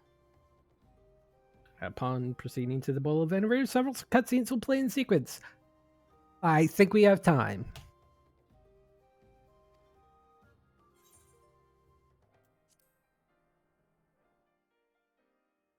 And I'm synced down 4 levels. That's okay. It doesn't. Nothing really changed. The Emulger would never leave this place so poorly guarded. Right. This is going to be a little bit louder. I'm just not going to say anything. In fact, I'm going to mute my mic because I think everything here is VO'd. If there is anything, I will come back. But it'll be rather loud. So just enjoy the show.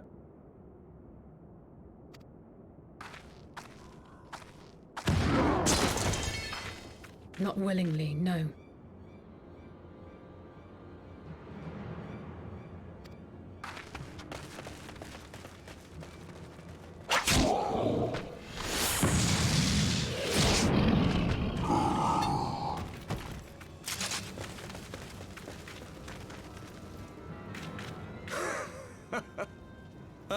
The saviors of Eorzea. Slow as ever. By the 12. Will you never learn? You know, you're right. Mayhap it is time for a change of tack. Killing primals, tormenting beastmen, hastening the birth of a new god. It's all a bit much, isn't it? And frankly, we don't have the leisure to do it. But killing the warrior of light, on the other hand, that would soon plunge Eorzea into chaos. One life for one world. A fair exchange! Wouldn't you agree?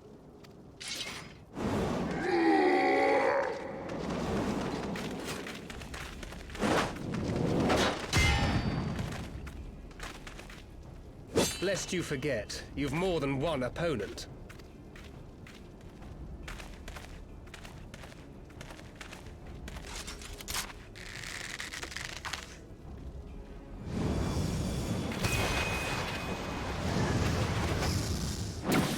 Carbuncles! Defend me!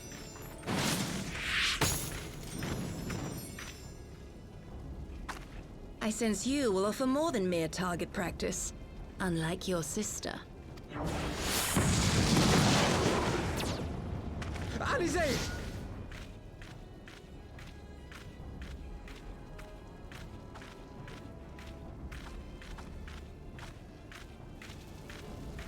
Did I not tell you, Alphino?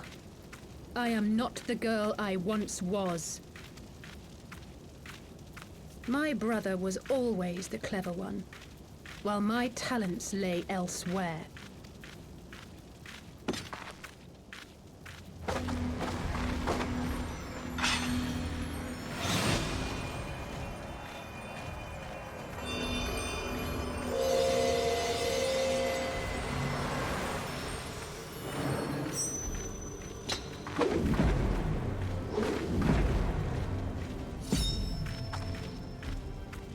you would dare to stand against us, to destroy all that we hold dear, then you shall die by my sword.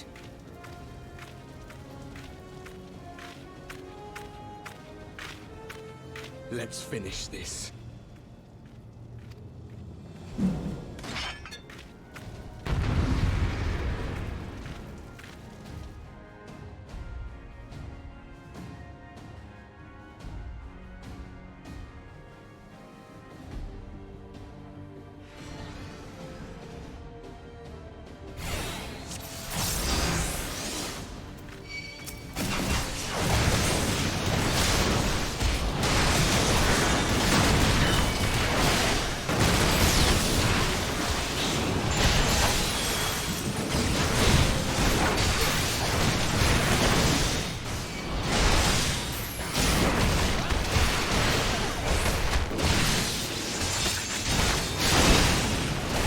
You shall fall under me.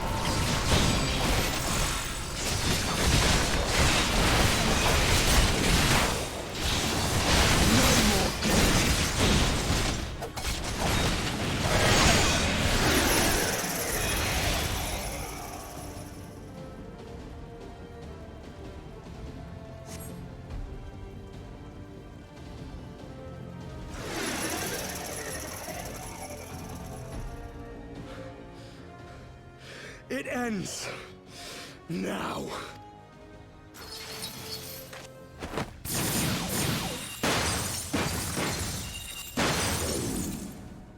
What? The chains! You snake! You would betray us as well? He that holdeth fast unto his convictions shall never count betrayal amongst his crimes, though all the world may call him villain. My path is unchanged, my creed sacrosanct. This I believe with all my heart. But say, warrior of darkness, and speak true, what dost thou believe? That rendering up the souls of thy world in service to the rejoining will grant it salvation? Nay. By the 12! Oriange!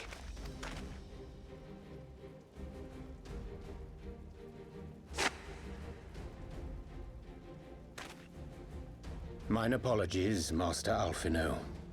That the brightest light might shine, duty did compel me to walk in darkest shade. You sweet fool. I was almost willing to believe you had turned against us. I expect a full explanation when this is over. For now, may I assume you have turned your cloak for the last time? Thou mayest, my lady.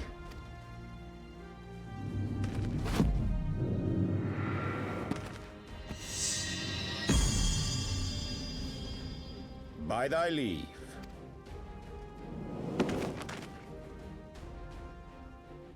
Even odds, then. No matter. We'll crush the lot of you in one fell swoop!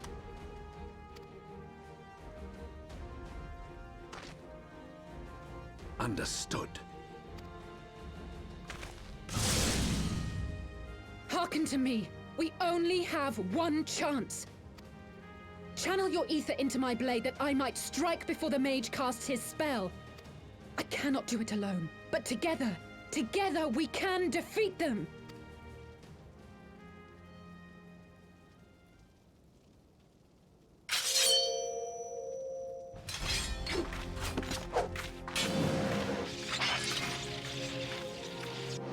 Make ready! They come!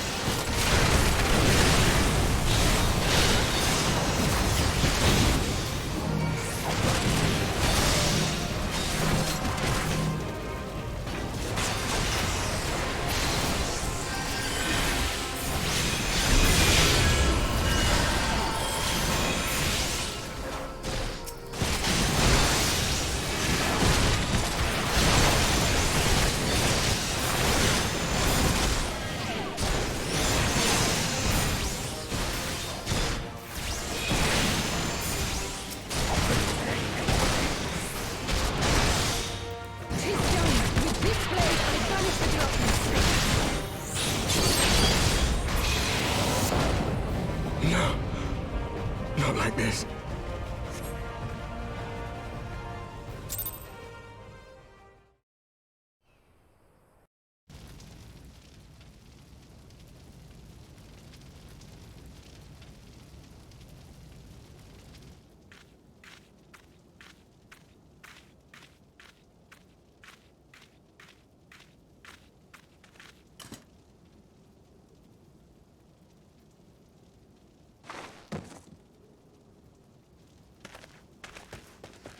Alize, are you hurt? A touch dizzy, but otherwise fine. Thank you.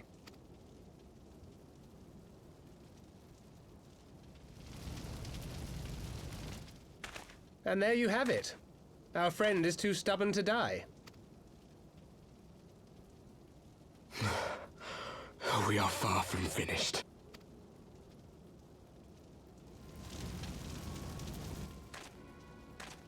Or have you never considered how we came to this world?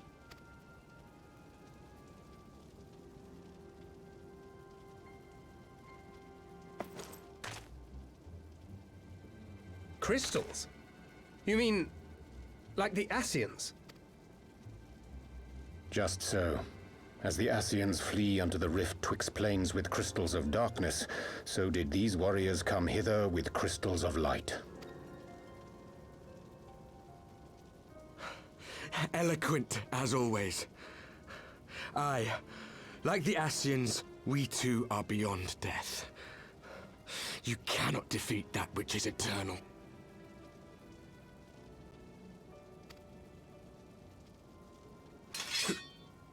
Wait!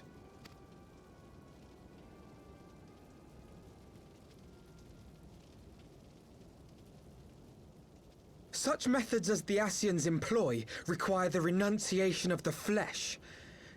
You...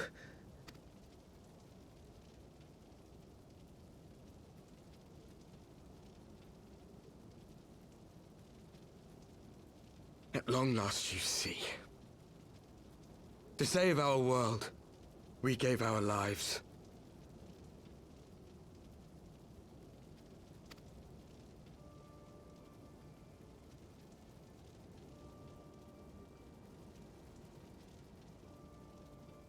We were just adventurers trying to make our way.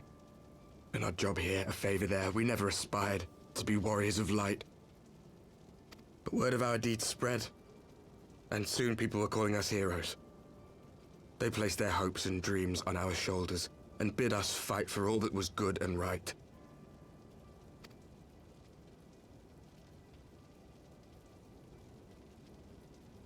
We fought, and we fought, and we fought, until there was no one left to fight.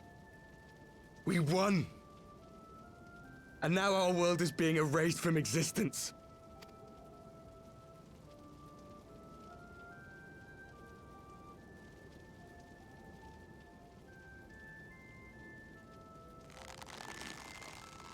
We did everything right. Everything that was asked of us, and still it came to this. You of all people should understand. We will not falter. We brought our world to the brink of destruction, and now we must save it.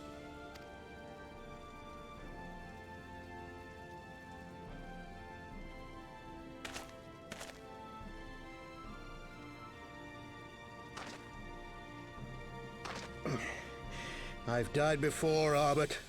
I'm not afraid to die again.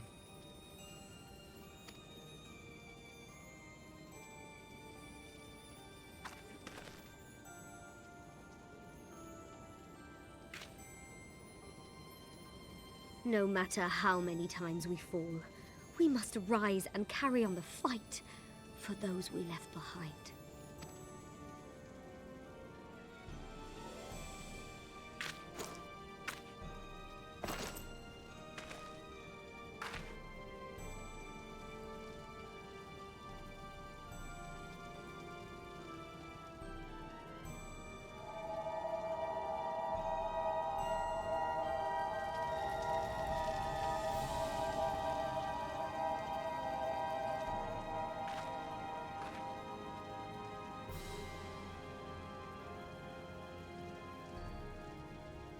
To have known the depth of sorrow and embraced the highest sacrifice. Nonetheless, Master Louis-Sois, guide my hand, I pray you, as fate's thread spinneth upon this most capricious spindle. Quickly! Thou must needs invoke the power of thy crystal.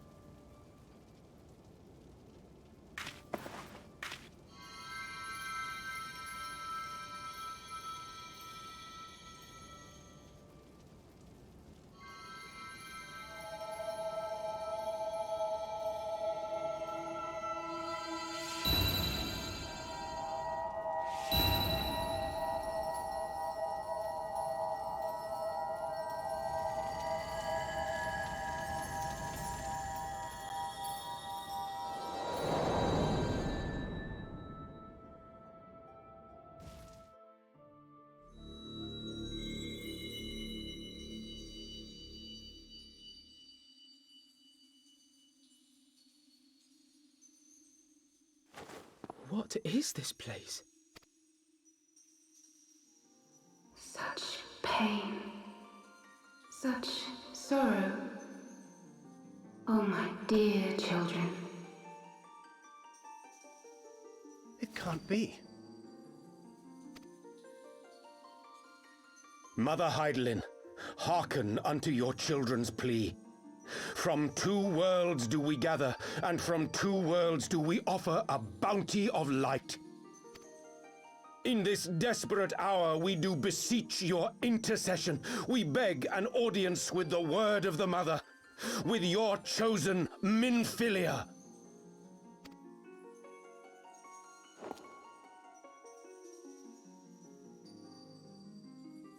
Your cries go not unheard, nor your sacrifices unnoticed. Though many are lost, there are those we can yet save, whom I can yet save.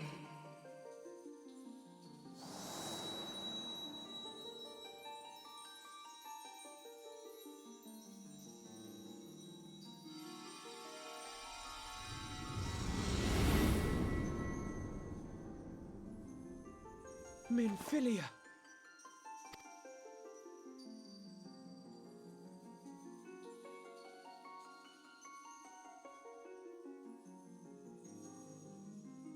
Blessed children of the First, the light of your world hath grown blinding in its radiance, but it is not yet absolute.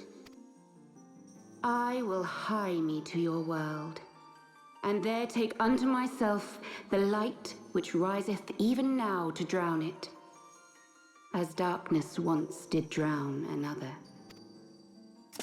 Now you deign to answer our prayers?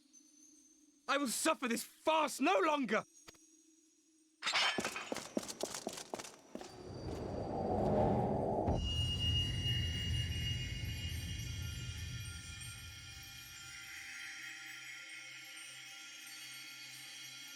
As the Ascians must serve as instruments of Zodiark's will, so too must others carry out the will of Heidelin. But for the boon you have granted her, she has grown strong enough to set me free, that I might serve as her emissary.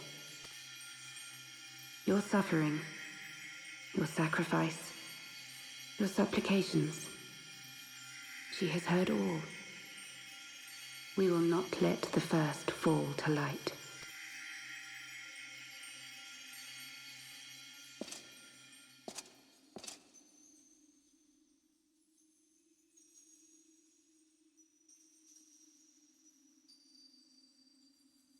Thank you, Urianger, for bringing everyone here. It fills my heart with joy to look upon the faces of my friends once more. In taking you unto her bosom, I knew that Heidelin had bequeathed to you a sliver of her grace, granting you strength long sought. And in treating with the Ascians, I learnt of a star like unto our own, a doomed world of fallen heroes, in whom I glimpsed ourselves, the first. Full long did I search for a means to save this world, concluding at the last that the answer lay in the power of blessed crystals. And thus did I labor to set light against dark. Yet I knew from the beginning that this salvation would not come without sacrifice. For the instrument of the first's deliverance would of necessity be required to journey thither, there to remain, mayhap forever. You orchestrated all of this, not to save her, but to send her away! One life for one world. Such was the bargain, and you the coin, though it were not mine to spend.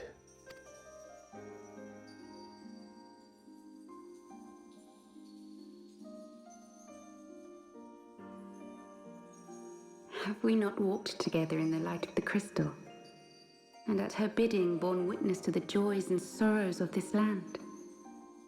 Each and every one of you knows my heart.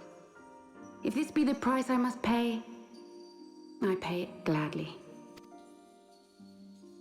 You would go alone, then? My dearest Thancred, you who have ever watched over me, I am truly grateful for all you have done on my behalf, as would my father be. Your kindness, your compassion, your love. These are your gifts to me, and our gifts to them, forming a bond which transcends time and space.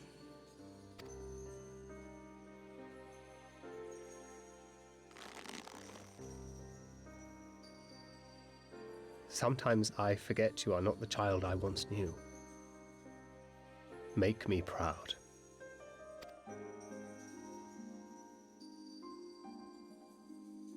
Long have I watched you from Heidelin's side, watched as you nurtured and kept safe the light of the dawn.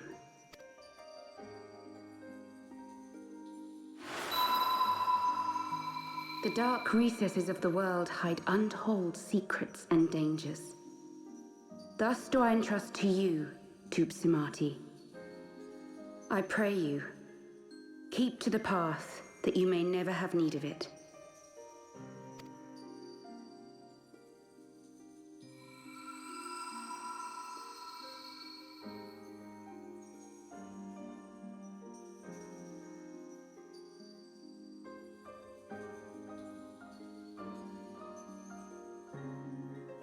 Twould seem the power of our crystals is all but spent. Perhaps, if there is naught else to be done.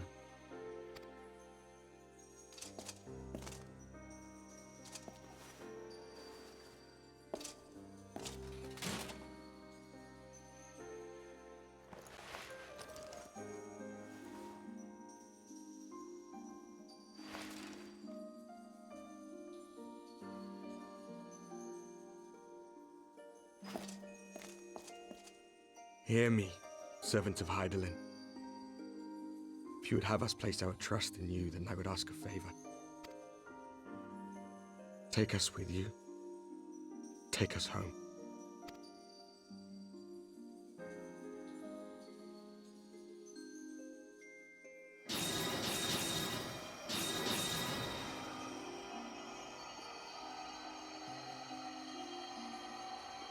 We were blind to the truth once, so I tell you this, as one fool to another. Light, dark, it doesn't matter. What matters is how you choose to use them. We made our choice and you see what came of it, so please, forge a different path. Seize a better fate.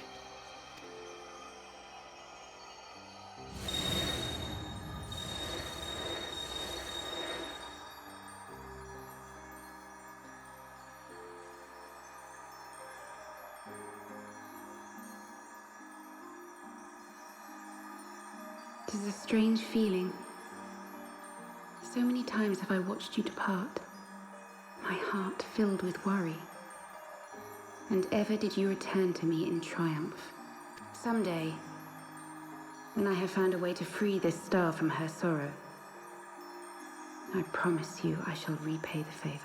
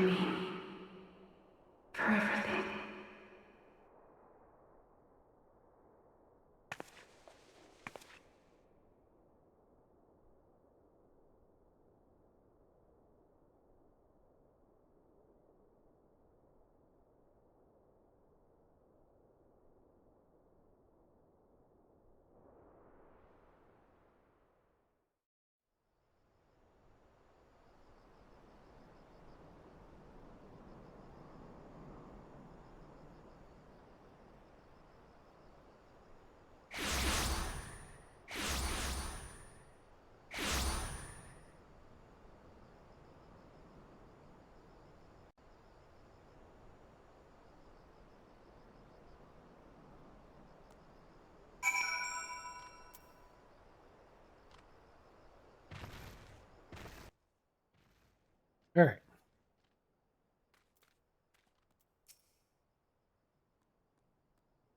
It would seem we are returning to southern Thanalan again. Infilia's doing no doubt. May the 12 speed on our way, the warriors of darkness.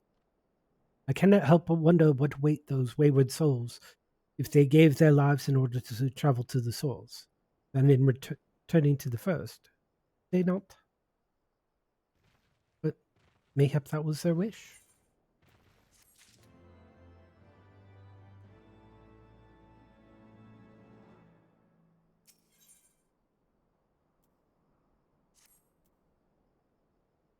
Forgive me, my thoughts are elsewhere. But this is when I know full well that there is yet work to be done. Crystals. Leave them to me. I will go back into the Harak and secure them. Your Malja will still be in disarray after the thrashing the Warriors of Darkness gave them. They will not like to notice a lone bard spoken about. But Thancred, you don't have to do this. I know. But I want to. I will see you at the Rising Stones.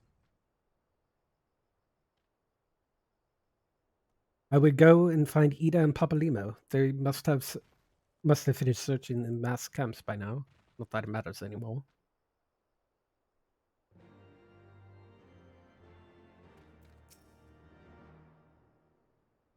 You must be tired, Esagos. I know I am. If thou wilt permit me, my lady, I may ask a question. When didst thou become aware of mine independent pursuits? When I saw you meeting with the Warrior of Darkness and the Ascian in white at the Great Library. I tried not to think the worst. You've never been one to confide in others, so I knew that even were your intentions pure, you would not share your plans with us till you felt the time was right. But I cannot deny that a part of me feared you had simply betrayed us. Would that there had been another way. Know that I took no pleasure in deceiving thee, and that these sins will forever weigh heavy on my heart. I understand why you did what you did, that you but sought to achieve the greatest good while inflicting the least harm. Not many would have the courage to make that choice. And even knowing what came of your actions, I find that I cannot condone them. I'm sorry. Escos, forgive me, but I believe the events of the day has taken their toll on me. I would like to rest for a while. If thou wouldst grant me leave, I would gladly escort thee into a refuge of thine own choosing. Once my lady has regained her strength, we shall join thee at the Rising Stones. Until then, warrior of light.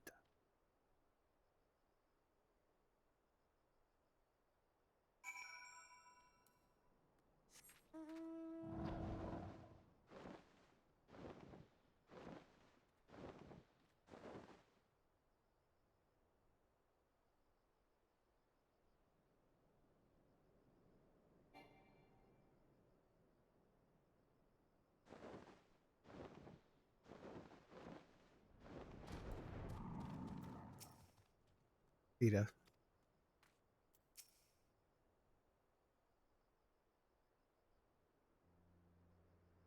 Well met, Essigos, Alphino. You said you would be joining us. It would seem the Griffin's double was telling the truth, insofar as we found nothing resembling a sizable cache of crystals in the mass camp. Do you perchance find one in the Zaharak? Actually, exposition about what just happened.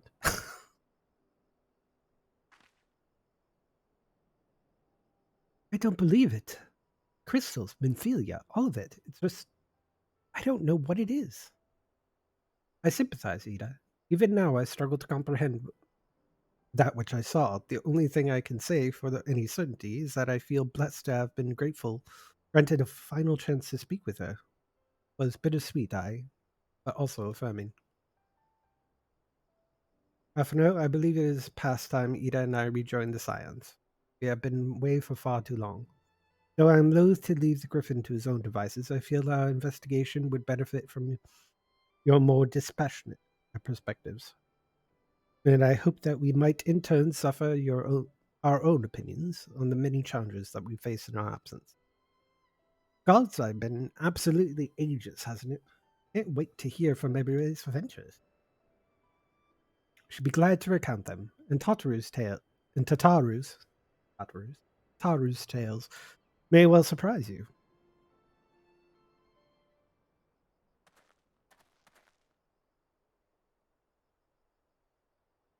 Ida? Ida? Ralgar be praised, it is you. Ida alive and standing here before me in the flesh. I can hardly believe my eyes. Oh, come now. It's really been so long you don't remember me? I'm Gunbold, who fought beside your father in the Revolution.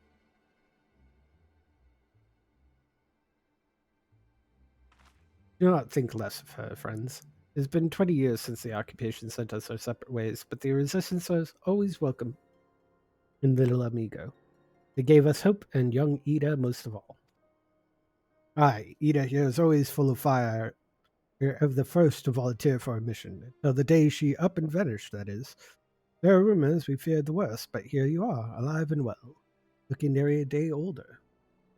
Well, what can I say? I'm sorry for running off like that and making you all worry. It's a long story, you see. I got involved with my friends here, the Scions. Oh, sorry. We were still the Circle of Knowing back then, right? Anyway, wanted to come back and tell you, but it was all my secretive stuff in the time, and as you can see, I'm completely fine. I got a lot to talk about, and we will. But right now, I gotta hurry back to our headquarters. My friends are expecting me.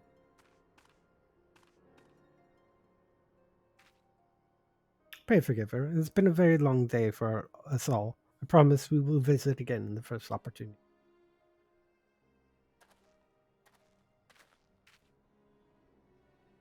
Let us return to the Rising Stones.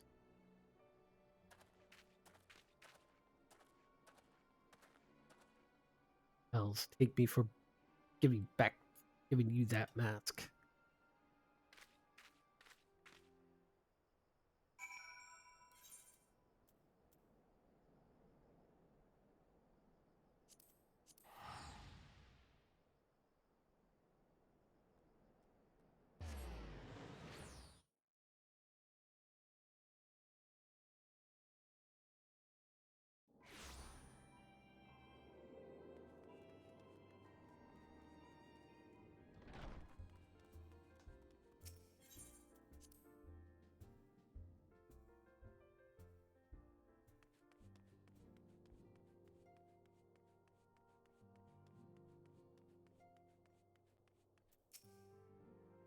Welcome, Mescus. I trust your journey was uneventful. You will be pleased to hear that Thancred has secured the crystals. He sent word a short while ago. Once he has delivered them safely into the Temple Knight's care, he will rejoin us here, and we will declare this matter officially resolved. While awaiting your arrival, I took the opportunity to contact Y'shtola and Kryl and brief them on all that has occurred. Also requested that they return to the Rising Stones at their earliest convenience. Now that our lost friends have been found, it would seem meet to discuss the future.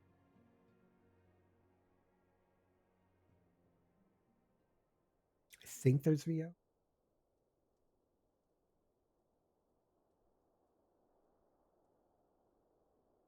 Back in the Solar. It's been too long since we were all together like this. Not since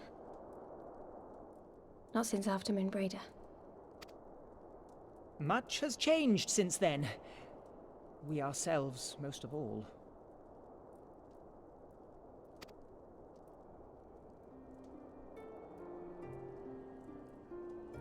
Though not all who were lost could be gathered here today, we may take comfort in the knowledge that those who are not are carrying on the fight. While I am grateful to our friends in the north for their hospitality, it isn't half good to be back. But, as Papalima rightly said, much has changed since we last stood here.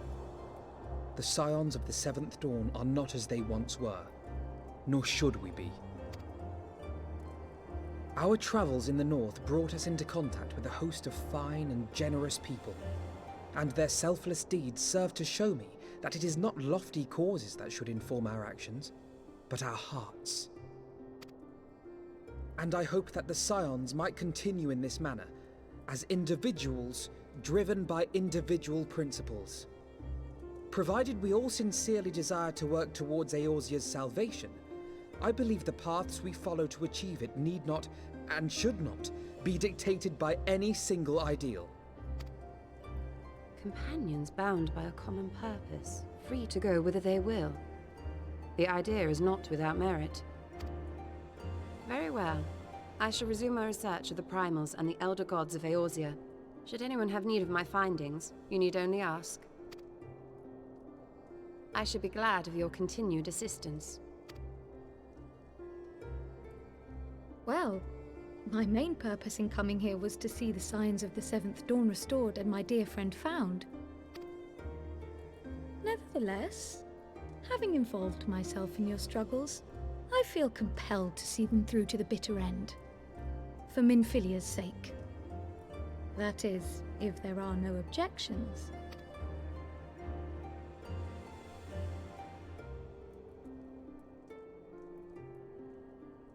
You will always be welcome here, Kryl.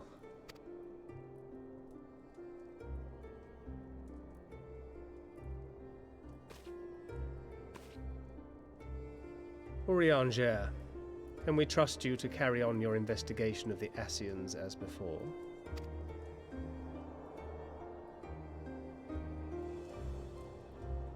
Regardless of mine own desires, I am undeserving of your trust, having so villainously deceived you all. Now, I'll hear no more of that. 'Twould be disrespectful of Minfilia's wishes. She entrusted matters here to us, that we might protect this star and understand the truth which hides at her heart. Mayhap I can handle the former, but I think you far better suited to the latter. No?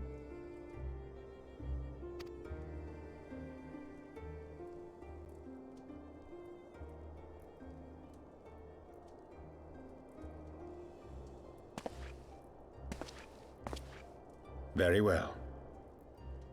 Then out of love for my Lady Minfilia and Moonbreeder both, this shall be my solemn charge.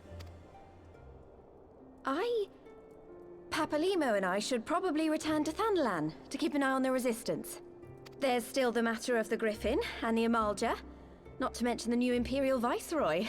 That little lot must be worthy of our attention, right?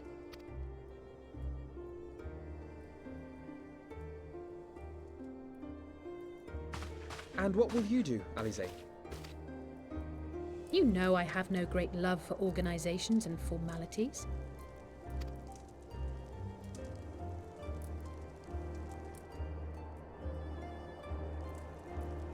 That being said, this new approach you propose is not wholly objectionable, and we've always got him to keep us from bickering. But I will suffer no titles. I am not here for House Leveilleur, nor to walk in Grandfather's shadow. Upon that point, we see eye to eye. If it please you, you may think of me as but another comrade in arms. Well then, Alfie, I, for my part, shall see to the paperwork and the finances with my characteristic aplomb. I would not have it any other way, Tataru.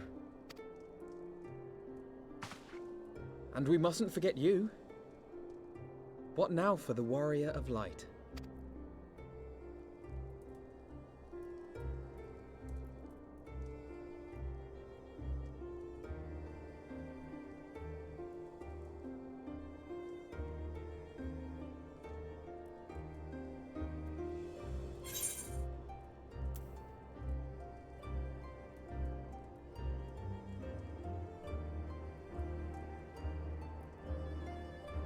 This phrase, just reading it, to strive for those we have lost, those we have yet saved, we can yet save.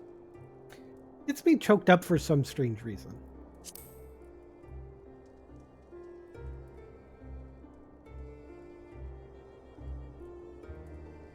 Indeed.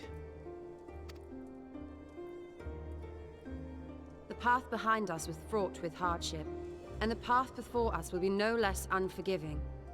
But a new dawn shall break over the realm, and I see before me the faces of those who will deliver it.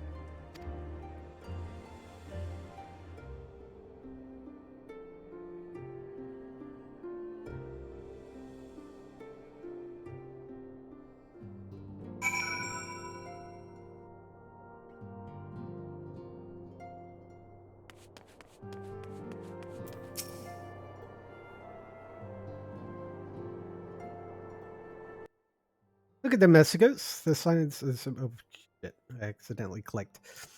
The people we met, the moments we've shared, the losses we suffered, the tragedies we've overcome, all of it has made us who we are today. Where are we to go from here and what the future holds? Only 12 know. And I know that we'll find it together.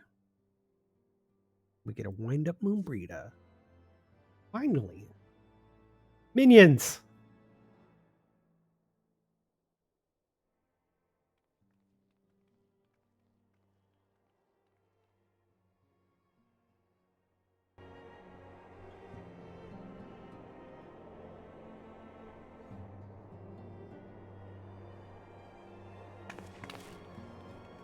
One world's heroes are another world's villains.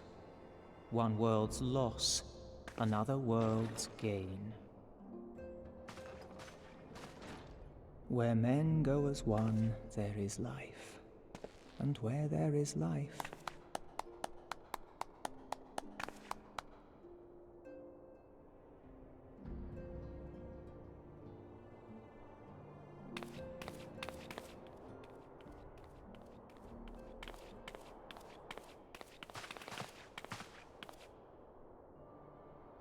my friends, if I may, I would ask that you entrust Tupsimati to me. Clouds gather upon the horizon, and as Master Louisoix's disciple, I would keep it close at hand.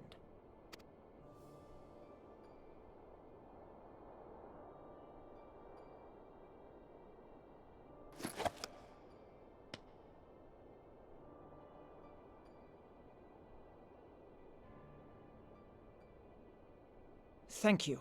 I shall guard it well.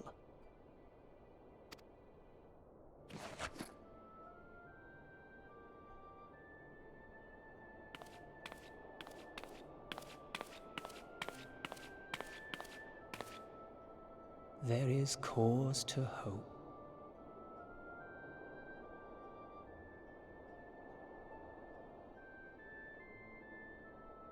For every ending, every parting, marks a new beginning.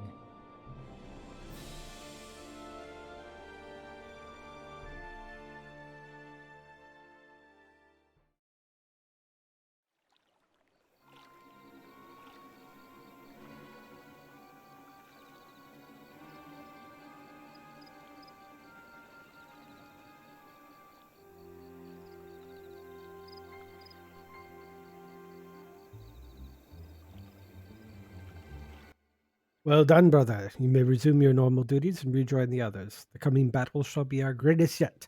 I intend to stand with you all on that glorious day.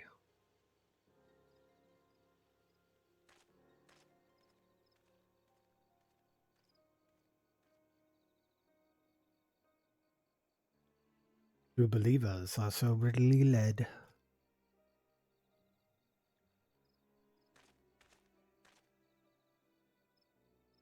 I have given them everything they desired, all of which they have prayed. I doubt they will save the same for your pawns. Get what you wanted, then. Was it all worth it in the end? There were some unexpected developments, but they are ultimately to our advantage. Be it whose to surfeit of light or dark, a world bereft of equilibrium is but a void in waiting, and a void is of no use to my master. I shall follow her emissary with great interest.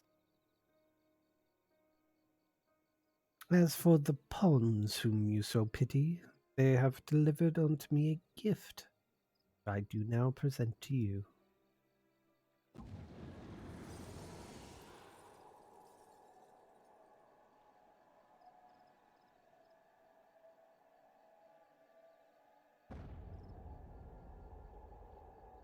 I believe those are the eyes of Nidhogg.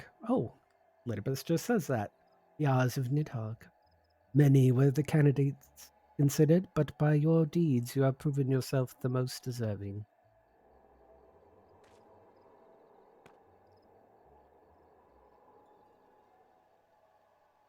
Man of boundless rage and bottomless despair, whose breast beats a heart whose thirst for vengeance.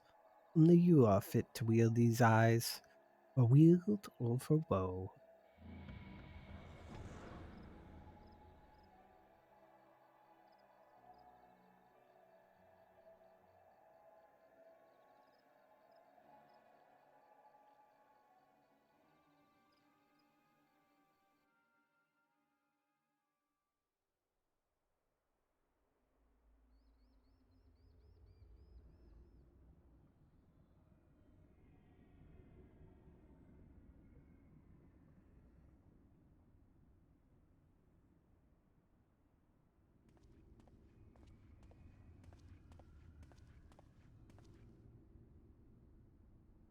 Hmm. I was here all along.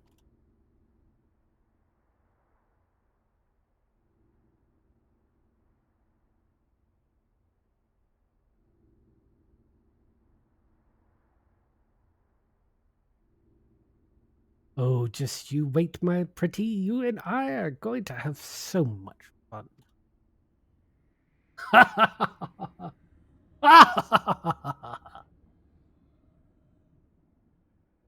Actually, I think this is more of like an extended schoolboy sort of thing. No retreat, no surrender. Oh, hey, this is a great place to stop because we just finished everything from patch 5.4. So, next time I get to stream, we'll probably actually play Here's Dragons, actually. So, plan is tomorrow to do some Bears and Dragons. And then later in the day, hop over to YouTube, youtube.com/comes out loud, and we have the first part of a two-parter episode.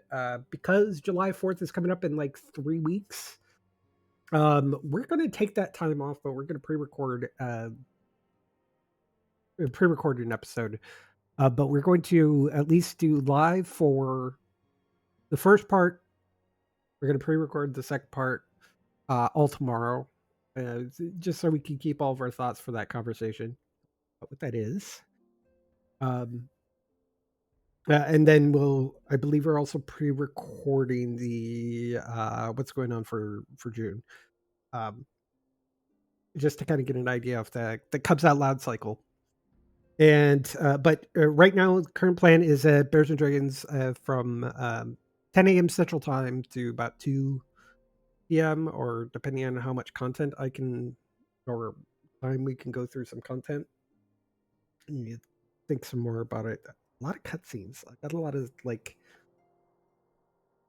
things are happening in the story. Just the same, and hopefully we'll eventually get back to the actual in-book story of Rise of Tiamat. But things kind of went off. Then maybe that. So maybe next Saturday, or if I decide sometime during the week to return and do some bonus streams during the week because of my new schedule. It'll be more later at night, most likely. But otherwise, if anything, back to finish up the Heaven's Word expansion. I'm hoping because it's only like 9 more quests left of Heaven's Word to go into Stormblood. Whew. We're almost halfway. Actually, we're probably over halfway because there was 50 levels to get through to begin with. But and I don't know. Maybe Esagos will hit endgame before Endwalker. If not, no big deal. It means that I can just continue on into Endwalker. But that's not like for another like 5-6 months. Not until November when Endwalker comes out. But we will see. And by the way, oh my God, Shadowbringer is such a good expansion. So good. If you watch that, bring tissues. But that will definitely none of this is spoiler free. Well, spoiler free because I already know what happens because of my main. But I'm not going to say anything. We're going to experience it here. I'll just experience it fresh and again, but instead of with the big old row, we're going to be in a little LFL. Anyways, I will catch you next time. Tune in tomorrow morning, earlier than my stream today. See you next time.